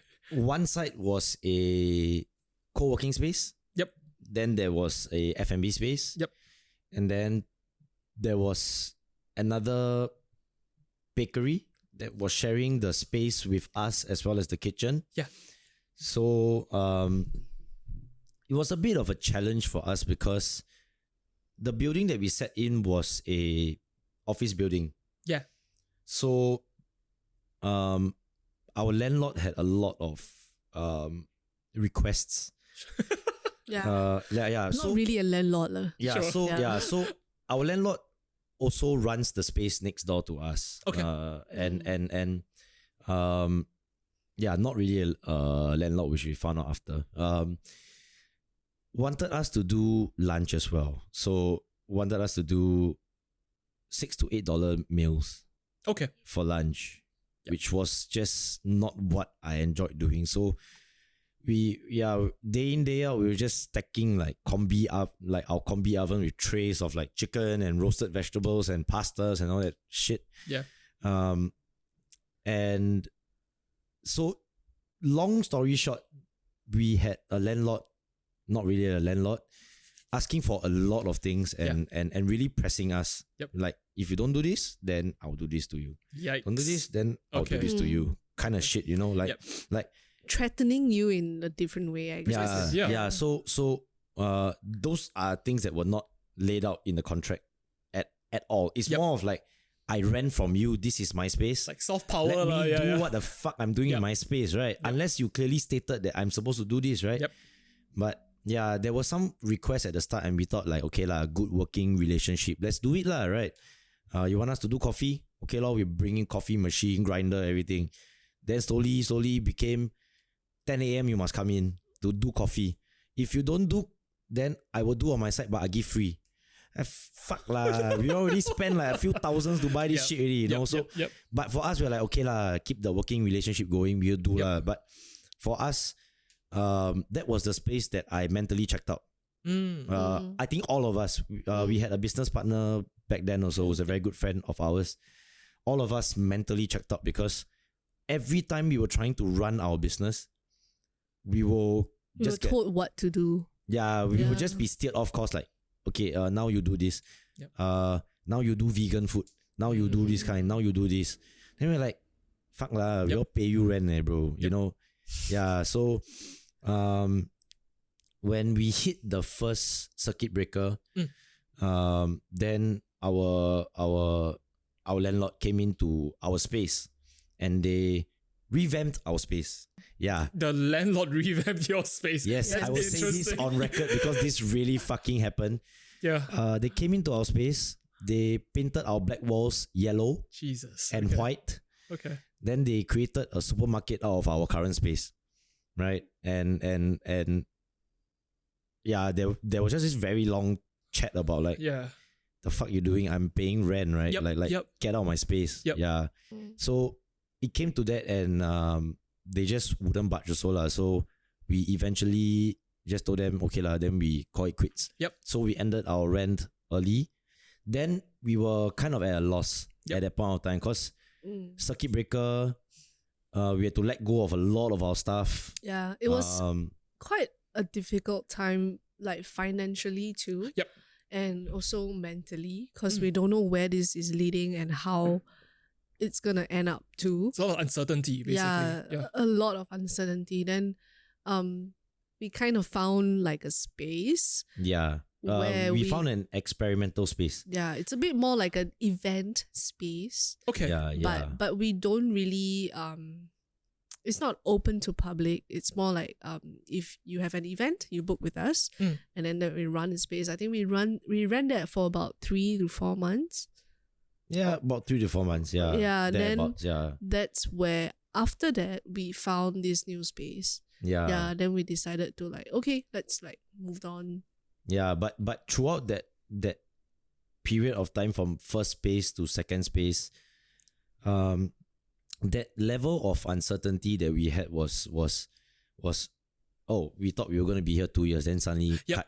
Then you got all this equipment that was meant for lunch and for catering for all these so there's lots and lots of like we equipments. we had tons of fridges, tons of trays, tons of equipment. Yeah, so we didn't know what to do with that as well. So that's why we sourced out for a space that was large enough for us to throw everything in first. So before that, I'm just curious though, why continue working then? When faced with uncertainty, so much shit to clear. Yeah. Why continue? What was the thoughts that you guys were having? Yeah. For Elaine and myself, we truly believe that Imbecco had something special to give. And that was very evident in our first space where we were running a lot of events and parties and there were skateboarding communities that would come down for an unveiling for a new video that would be out. We did DJ parties at our space. We did barbecue parties with suka sauce, and we saw how people were responding to the brand and the space and the stuff we were doing there. And then we thought to ourselves, God damn, if we stop this right now, when it's not even the expiration date of the brand, it'll be fucking sayang. But the only problem with that was that we had spent so much money that our bank account was almost like dead. So, but we also knew that it was not time for the brand yet. So we were asking ourselves, like, what can we do in this period of time when where we need to earn some money first before we find the right space, because COVID has just blew up in Singapore, right? So now might not be the best time to go back into F&B. So how can we continue the Impact Co brand with the little money that we have? So that was when we found like this event space that was it was pretty affordable to go into, to store all of our stuff. If anybody wanted to book the space for like small stuff, classes and all that, can and then I used that space to build a small little kitchen for myself where I experimented with food here and there, which was really that built up to this current space. So that was the period of time where Elaine and I were like not really taking any money at all. We would give ourselves like $500 to $1,000 a month, and it was fucking tough. But we told ourselves that if people believed in this brand, which there were a lot of people who did, thank God for them, there will be a chance for Impact Co to come back again in that capacity of a space. So we spent that time, there were a lot of down times then. We considered giving up. We considered going back to like, full-time jobs. I'll just go and work in a kitchen. And I told him that if we try again, this will be the last time. Yeah. Okay. Then wall. Yeah. So this is my final shot. That's why I'm letting her handle the finances as well. Were you handling it prior? In my first place, I was. Okay, so that's a good decision that she's handling it. Yes. Okay. Because if I have to do so much work in the kitchen already, right? Yeah, you can't juggle. It's conflicting as well. Juggle that. Yeah, it's just too much for me as well. And I don't have that creative time and space as well. Yeah, so she told me, let's try one more time. But this will be the final shot.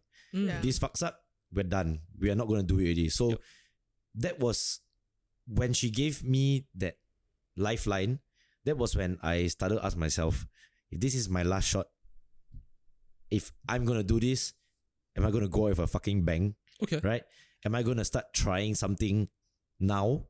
If I have the space, if we have the space, am I going to start doing something different? It might not be something great right away, but I do hope that in 5 years' time, in 10 years' time, when we see restaurants and bars start doing the same level of programming that we're doing now, when apart from Four Hands, we are doing a lot of craft beer pairings with the brewers who are the local brewers here.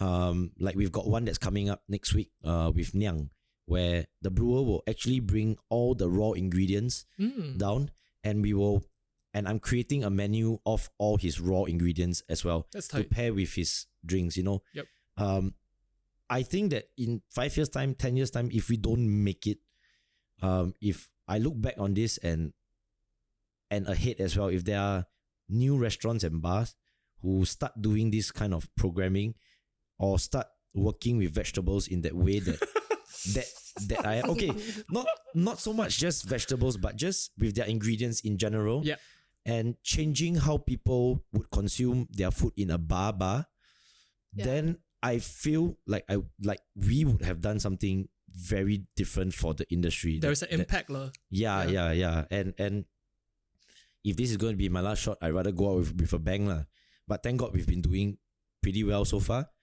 and that's a good thing. So So the fact that the anniversary is next month is quite a big thing, actually, after hearing, because it seems as though this wasn't the face it always started out with. But people would like to think it is, but it had an initial phase at River Valley where you went through so much shit and COVID and all that other shit to get to this point where you can say, oh, it's our anniversary again next month. And you take it wherever it may lead after. I think that's a pretty big thing. Yeah. Yeah. Especially when we didn't get to celebrate it last year, our second year, because of COVID. Yep. Yeah, it was such a bummer. Yep. Yeah, but we can't believe we made 3 years already and we're still alive. Yeah. And What? and we've got such a great crew in this new space as well. Yeah. So, tangentially to that, I'm curious to know what has running the business for both of you taught you about yourselves? What's this gesture? Let her go first, or because I can keep going on. Go. Yeah. I think that this journey has taught me that I am very hardy and I'm quite xiao. That's a good thing, right? That's a good thing. Like when I was a lot younger, I've always dealt with my work life with I work a lot. If I feel like I work too much, play MC, don't want to go work tomorrow. Okay. You know? And I feel like I used to give up very fast back in the day, you know. You're saying as though you're 40. Back in what day? It's like early teens. Early teens. Yeah, I started working when I was 17. Okay. Yeah. Okay. So it's been almost 17 years. Gotcha. Thereabouts. Yeah. I Okay. don't know, 16 years. Yeah. So, I've always given up on things very quickly, very, very quickly. My mind was never at one place. I think being in this business, being in this role has taught me a lot about responsibility, about perseverance. When you run your own business, it's not just about the business and you. Especially a business like this that is so small, that requires so many players to make the work happen. To even function. Correct, yeah. You need to put others before yourself. And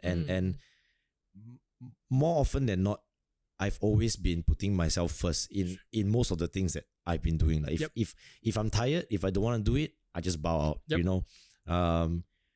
And that's how I kind of took that mindset to almost every aspect of my life. So being in this business, having people to take care of, having people to manage, having people to watch over, you know, has taught me that and also at the same time, when you know that they are the people that that you need to make things happen, that the level of care and concern and the level of understanding their growth and their needs changes drastically. Definitely. Yeah. And that's something that has taught me a lot in this process. I never knew that I had this wit about me where if I felt strongly for something, that I would go all out, like to that point where if I lose my relationship because of it, I would fucking do it still, you know. But of course, I still want to keep her, yeah. that was uncalled for. It's like, what the hell? Okay. No, but okay. It's really shown me that I can go above and beyond where I thought my limits were at, especially when we were going from location to location, packing up, leaving, packing up. The amount of equipment that you guys would probably have, Yeah. So we were almost done at that point at our second space already. And no one will blame you, actually. Yeah. And it's been so encouraging that people around us, friends in the industry, they've been spurring us on, like, continue. Friends in the industry have also offered to, you know, at that point of time to help us out. Wow. Yeah, and big ups to Lion City Meadery. Yeah, they helped us to get back on our feet into this new space. Yeah, they were really, really good friends. Yeah, they are very, very good friends. Yeah. So what about you, Elaine? What has running the business taught you about yourself? I never knew that I would be running a business. Okay. So I think it's something that I wouldn't say I always wanted to do, but it's a challenge for myself too.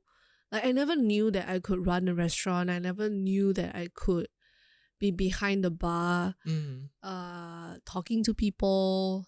I always thought that, I think it's just like how I grew up, like parents. I mean, it's not that it's a bad thing. It's just that, you know how like everything is like I'm just like accustomed to all the social norms on how you should do this when you grow up. You should be doing what kind of jobs that you should be doing to be considered successful.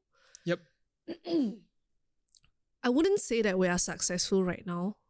And I also don't know what is the real definition of successful. I think for me, it's a bit more of how you feel about the things that you do. And if you feel successful at what you do and that makes you happy, I think that is being successful, right? So I think for me, I learned a lot on like how I can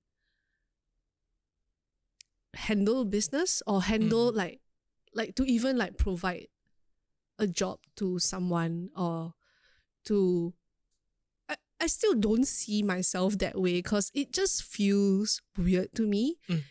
It's just that, I have more bills to pay, that's it, right? More overheads.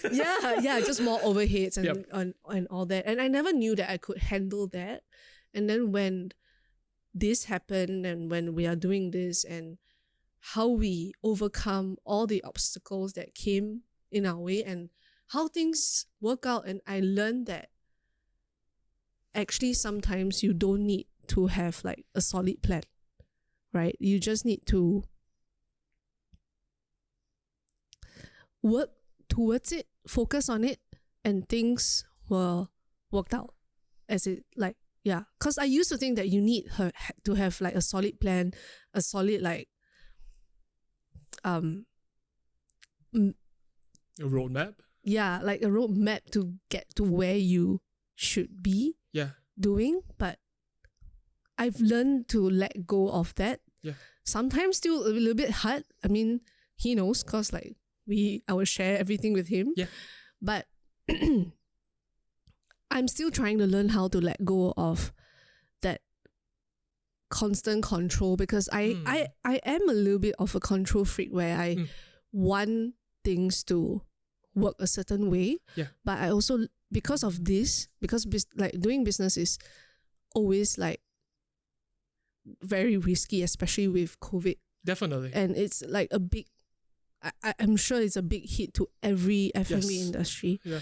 So even though that when we face that circuit breaker period where we don't have a lot of control, I've never felt that I regretted going into this, because I felt that, wow, at least I have control on what is going to happen.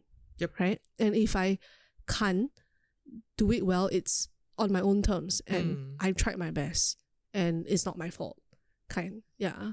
Interesting. I think the ideas of like, I think growing up in Singapore, going through the education system and having like a family of sorts, I think there's always this idea of what you are expected to do and what you're supposed to do. And I guess any sort of deviation from this particular path feels a bit uncertain, and especially from the context of like a Singaporean, like growing up. But if we look at, let's say, people from overseas, it's actually the norm to be thrust into just what do you want to do and you figure it out. Yeah. What do you guys think of that? Do you guys, is that something, because based on what Elaine said, it sounds like something like that, because you're supposed to have this certain path, you're supposed to have this certain idea at this particular point in time, or you're supposed to do this, you're supposed to have that.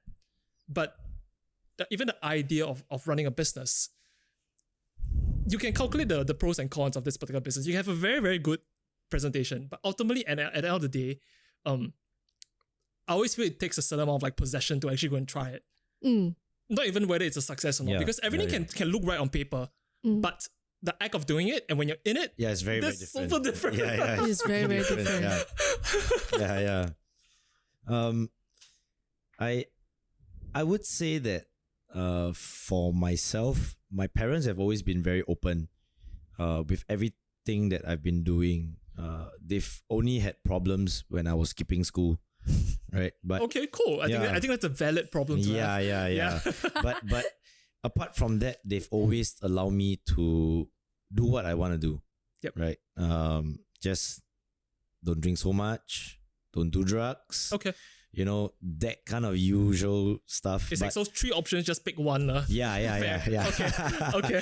So, but I think the reason why I'm so free spirited in my outlook on certain things is because my parents have always brought me up to be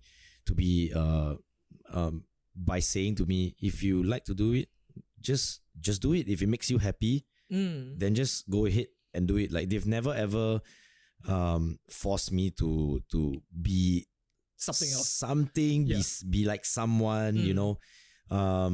They always, yes, my mom sometimes will nag me and say like, are you earning enough? You know, do you take a salary? Which Like are all very good mothers do that. which are very practical things. Yep. But they always, like, the one thing that has always stuck with me is that they always ask me, are you happy with what you are doing? You must, most importantly, you must be happy with what you are doing. Yeah, and that's that one thing that has always stuck with me lah. So when it came down to running a business, I've always told myself, if this gives me joy, don't talk about money first. If it gives me joy, I'm gonna go all out. Yeah, at whatever cost lah. Yeah. It's partly delusional lah, but I guess it's a very good compass lah. I mean, yes. Yeah. Yes. That's why you need someone to manage all the other things, you know? Yeah. So when he say that, you stress a bit lah. Okay. Okay lah. Like sometimes he will still make sure that. Yep. Yeah. If I tell him, oh, you need to make sure this is happening, then he'll make sure that it happens. So it's still okay. Like he just don't want to have to worry about that. Yeah. That part. Yeah. So it's a good counterbalance between both of you. Yes. Yeah. She likes to have more control on understanding how much we are earning every day, and Because that's and the numbers finances. are fixed. Yeah, those are very, very important. Definitely. I Yeah, mean, you it's- can have fun, you can be creating new stuff, but if you can't, unless we are billionaires, we can afford to do that. But if not, you still have to make sure, if we are not earning big bucks, it's fine, but at least to make sure that we are not in the red, right? Oh, definitely. Yeah. Yeah, so Yeah. so in that way, she helps to balance me out to understand that we still need to earn the money. You still need to put up some things that will make sense to people so that the business still continues to remain fresh to new customers. Definitely, right? yeah. And it's easy for them to relate. Yep. But at the same time, she helps me to understand that if you don't do this, you won't even have a space to mess around with. Whoa, Right. throwing Yeah. down the gauntlet right there. which is Making me the sound bad. yeah. No. But that is the reminder that all business owners need to Definitely. have. That it's not always fun and games, because more often than not, there are people who just start a bar thinking that it's just all fun and games, place for me to drink and for my friends to come and have fun, and then shit goes down south, right? So there's so many other aspects of the business that we need to take care of that she always helps me to come back down to earth too. Yeah, which is very, very important. Yeah. Yeah. And to echo your point that you mentioned, because now that you guys have a team, you guys have people, I guess, in a sense, depending on the business to run, it's bigger than just either one of you anymore. Yeah. Like the business still has to run at the end of the day. Yeah. So I think my final question for the night is kind of like a tangent of what Tim said about happiness. I'm just curious to know, has the idea of happiness, has it changed for either of you across the years? Not just for the business as well, but has it changed?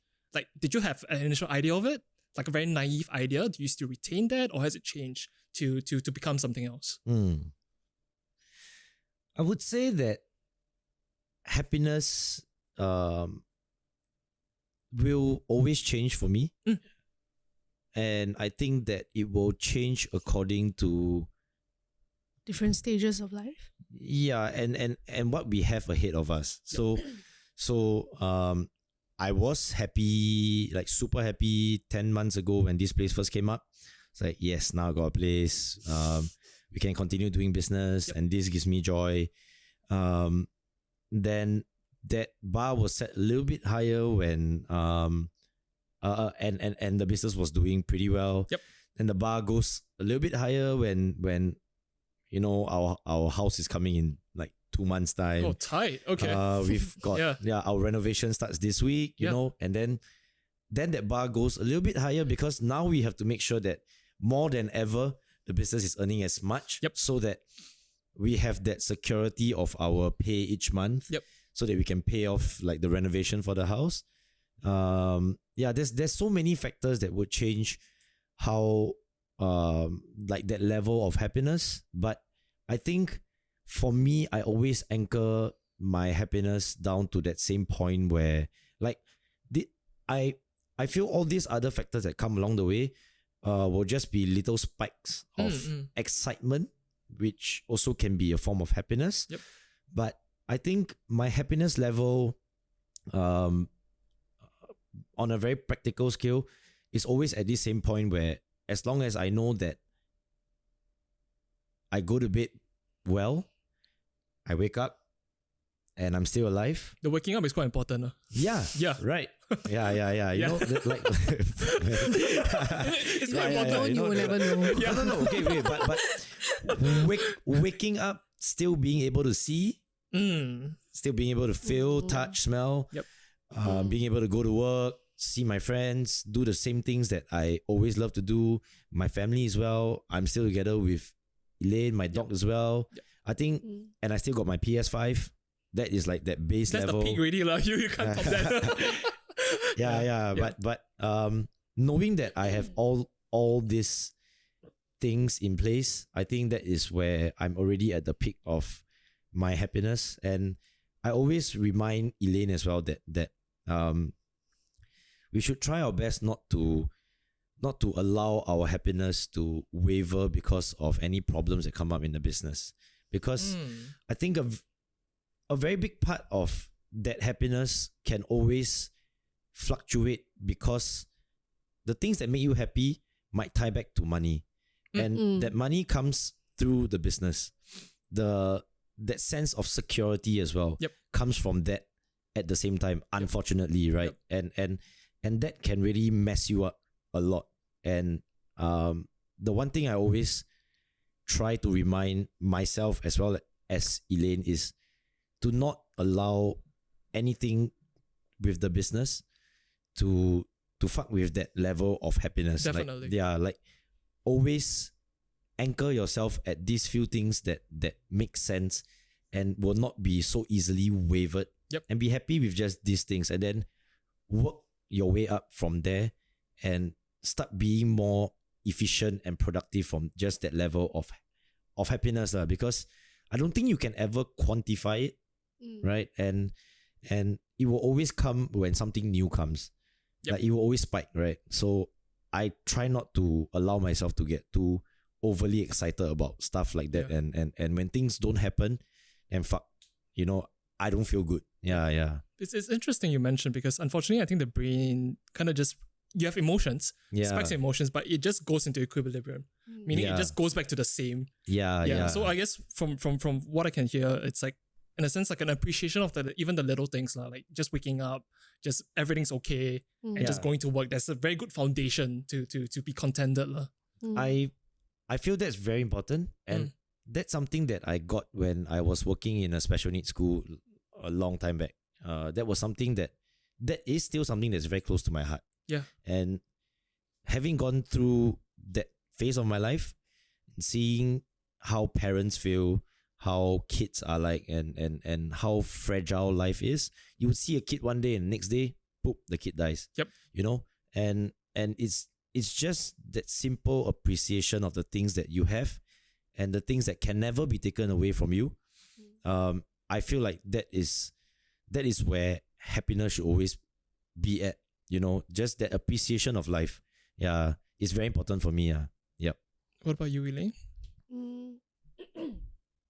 I think for me in the past, happiness is waking up, yes, and having a job.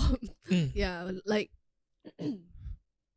I think for me, how it changed before I have this business, you know, when you, I mean, back to the boring topic, like when you are working a corporate job, you earn money and then you don't know, sometimes, I mean, I was still young back then, I don't know what to do with it. Yep. And then you kind of like what most people do, like they indulge in material stuff Yep. and stuff like that. And as shallow as it sounds, like that was my happiness because I don't know what else to do because all my time was just committed in working because I was doing a bit more like event stuff, so I travel a little bit more, so I don't really have time to do other stuff other than that. So I indulge myself in material stuff, and after doing this business, and I would say it's because after I met him too, he would ask me, like when we first met, oh, if you don't know, we actually met on a dating app. Congrats. Shout out to Tinder. Yeah, you should have an event with them. I know. Speed dating at IBC. We thought of that, you know. It sounds great. Sounds fun, right? Yeah. Yeah, so he asked me like, what, like, am I truly happy in doing like what am I doing now? And I immediately answered, yeah, I'm happy. I'm contented with what I have. Then he's like, no. Are you truly happy with what you're doing? Cult leaders, yeah. Yeah. Then I'll be like, maybe I never really thought that before. And then now after doing this business, I think happiness is very different. Like no amount of material stuff will satisfy me with, and I don't care about that as much anymore. And I think happiness to me is, for now, going to a shop, seeing the team, they're happy working with us, and I think that's very important because what I used to crave for is a very healthy working environment, like not political and stuff like that, which is very common in the corporate world. So I've heard. Yeah, and seeing that, like how we open up to each other. If we're not happy, we just like, it doesn't matter like if you're my boss or I'll just let you know that, oh, please don't do this. And we can just ask each other to shut up if we want to. Like I think that's happiness. I'll try that later, Tim. Yeah. Yeah, so like I like that how it is now, like, and how we manage to build this. I don't know how to like describe it. It's more like when we go back to the shop and how, especially when it's great to have new customers, but it's even better when customers come back and they tell you that I love your space, I love what you're doing. I think that is happiness to me, and that's really satisfying to me, and there's no amount of money that can actually buy that kind of feeling. Yeah. That's I beautiful. think it's the build up of all the experiences. Yeah. In this space, like the experiences we've created, not just for whoever is in the space, but meaningful experiences that we keep for ourselves that no money can buy. I think that is also something that brings a lot of joy. And I think to Elaine's point about what you guys are building, I also think it's not honest to say that you guys are just a bar, because I think conventionally we have ideas of what a bar is, and I always felt that, especially for people within our age group, doing things like this, doing unconventional things, I think the idea of what you guys are building will only be evident after the fact. Unfortunately, like the legacy, like whatever you guys have done, the impact and stuff like that, it's only after the fact when you guys maybe one day decide to just stop. You guys move on to something else. Then you all actually can tell, perhaps from hindsight, what you guys have done, what you guys have built. So before we end, is there anything else you guys would like to talk about? I think Tim's peak happiness is being a vegetarian. I truly feel that. No way, it's not gonna happen. Yo, never say never. Anything from you, Elaine? No, I think. Okay, so in closing, where can people find you guys? What are the opening hours? What can people look forward to? You can find us in Katong, 66 East Coast Road, level 5, Unit Unit 17. 17. We are Yeah. in this place called The Flow. It looks Sounds terrible. Yeah, Yeah. it sounds terrible. yeah, sounds terrible. Yeah. But it looks like there's like nothing much inside. Yeah. But I promise you it's a lot of fun when you come in. You can always expect us to be there unless we're down with COVID. Yeah, if not, we are there. Are you guys the noisiest? Sorry? Are you guys the noisiest in the whole mall? I would like to I think would- so. Okay. Yeah, That's cool. I would think so. Yeah. He we always are- like to play his music really loudly. What so kind of music? I usually play some jazz hop over on A bit basic, but okay. on hey, no, I play some jazz hop on Sundays, and then Tuesdays to Saturdays we'll do some chill hip hop at the start of the night, and then we will bring it up to hip hop. Yep. Yeah, unless there's a different crowd, then sometimes I'll throw on some rock and roll or some tech Oh, house. tight. Yeah. So I think the music is quite set in the space, just that we are okay to always change it up according to according to the crowd that comes in. And Interesting. So Yeah. you all Yeah. will look and just adjust accordingly. and if there's someone who comes in and most people like a specific genre, and sometimes they will tell us, yeah. we just pay for them. Like, we are not so like hard up like, fuck, my It has playlist to is be my this playlist. way, yeah. You don't come in and like want to be a DJ here, you know? Yep, yep. But unless the fella them drunk and irritating, like there was this fella that asked for G-Dragon the other time. Oh no, Korean shit, please. Yeah. I just told him like, So that's a hard "Fuck you, limit, bro." lah. No Korean shit. Yeah. But that's Yeah. they can expect a very nice loft space. We've got 2 levels, but the reason why that space is so amazing to us is because a lot of spaces in Katong, there are shop houses that has 2 floors. Yep. And the second floor is always cut off from the first floor.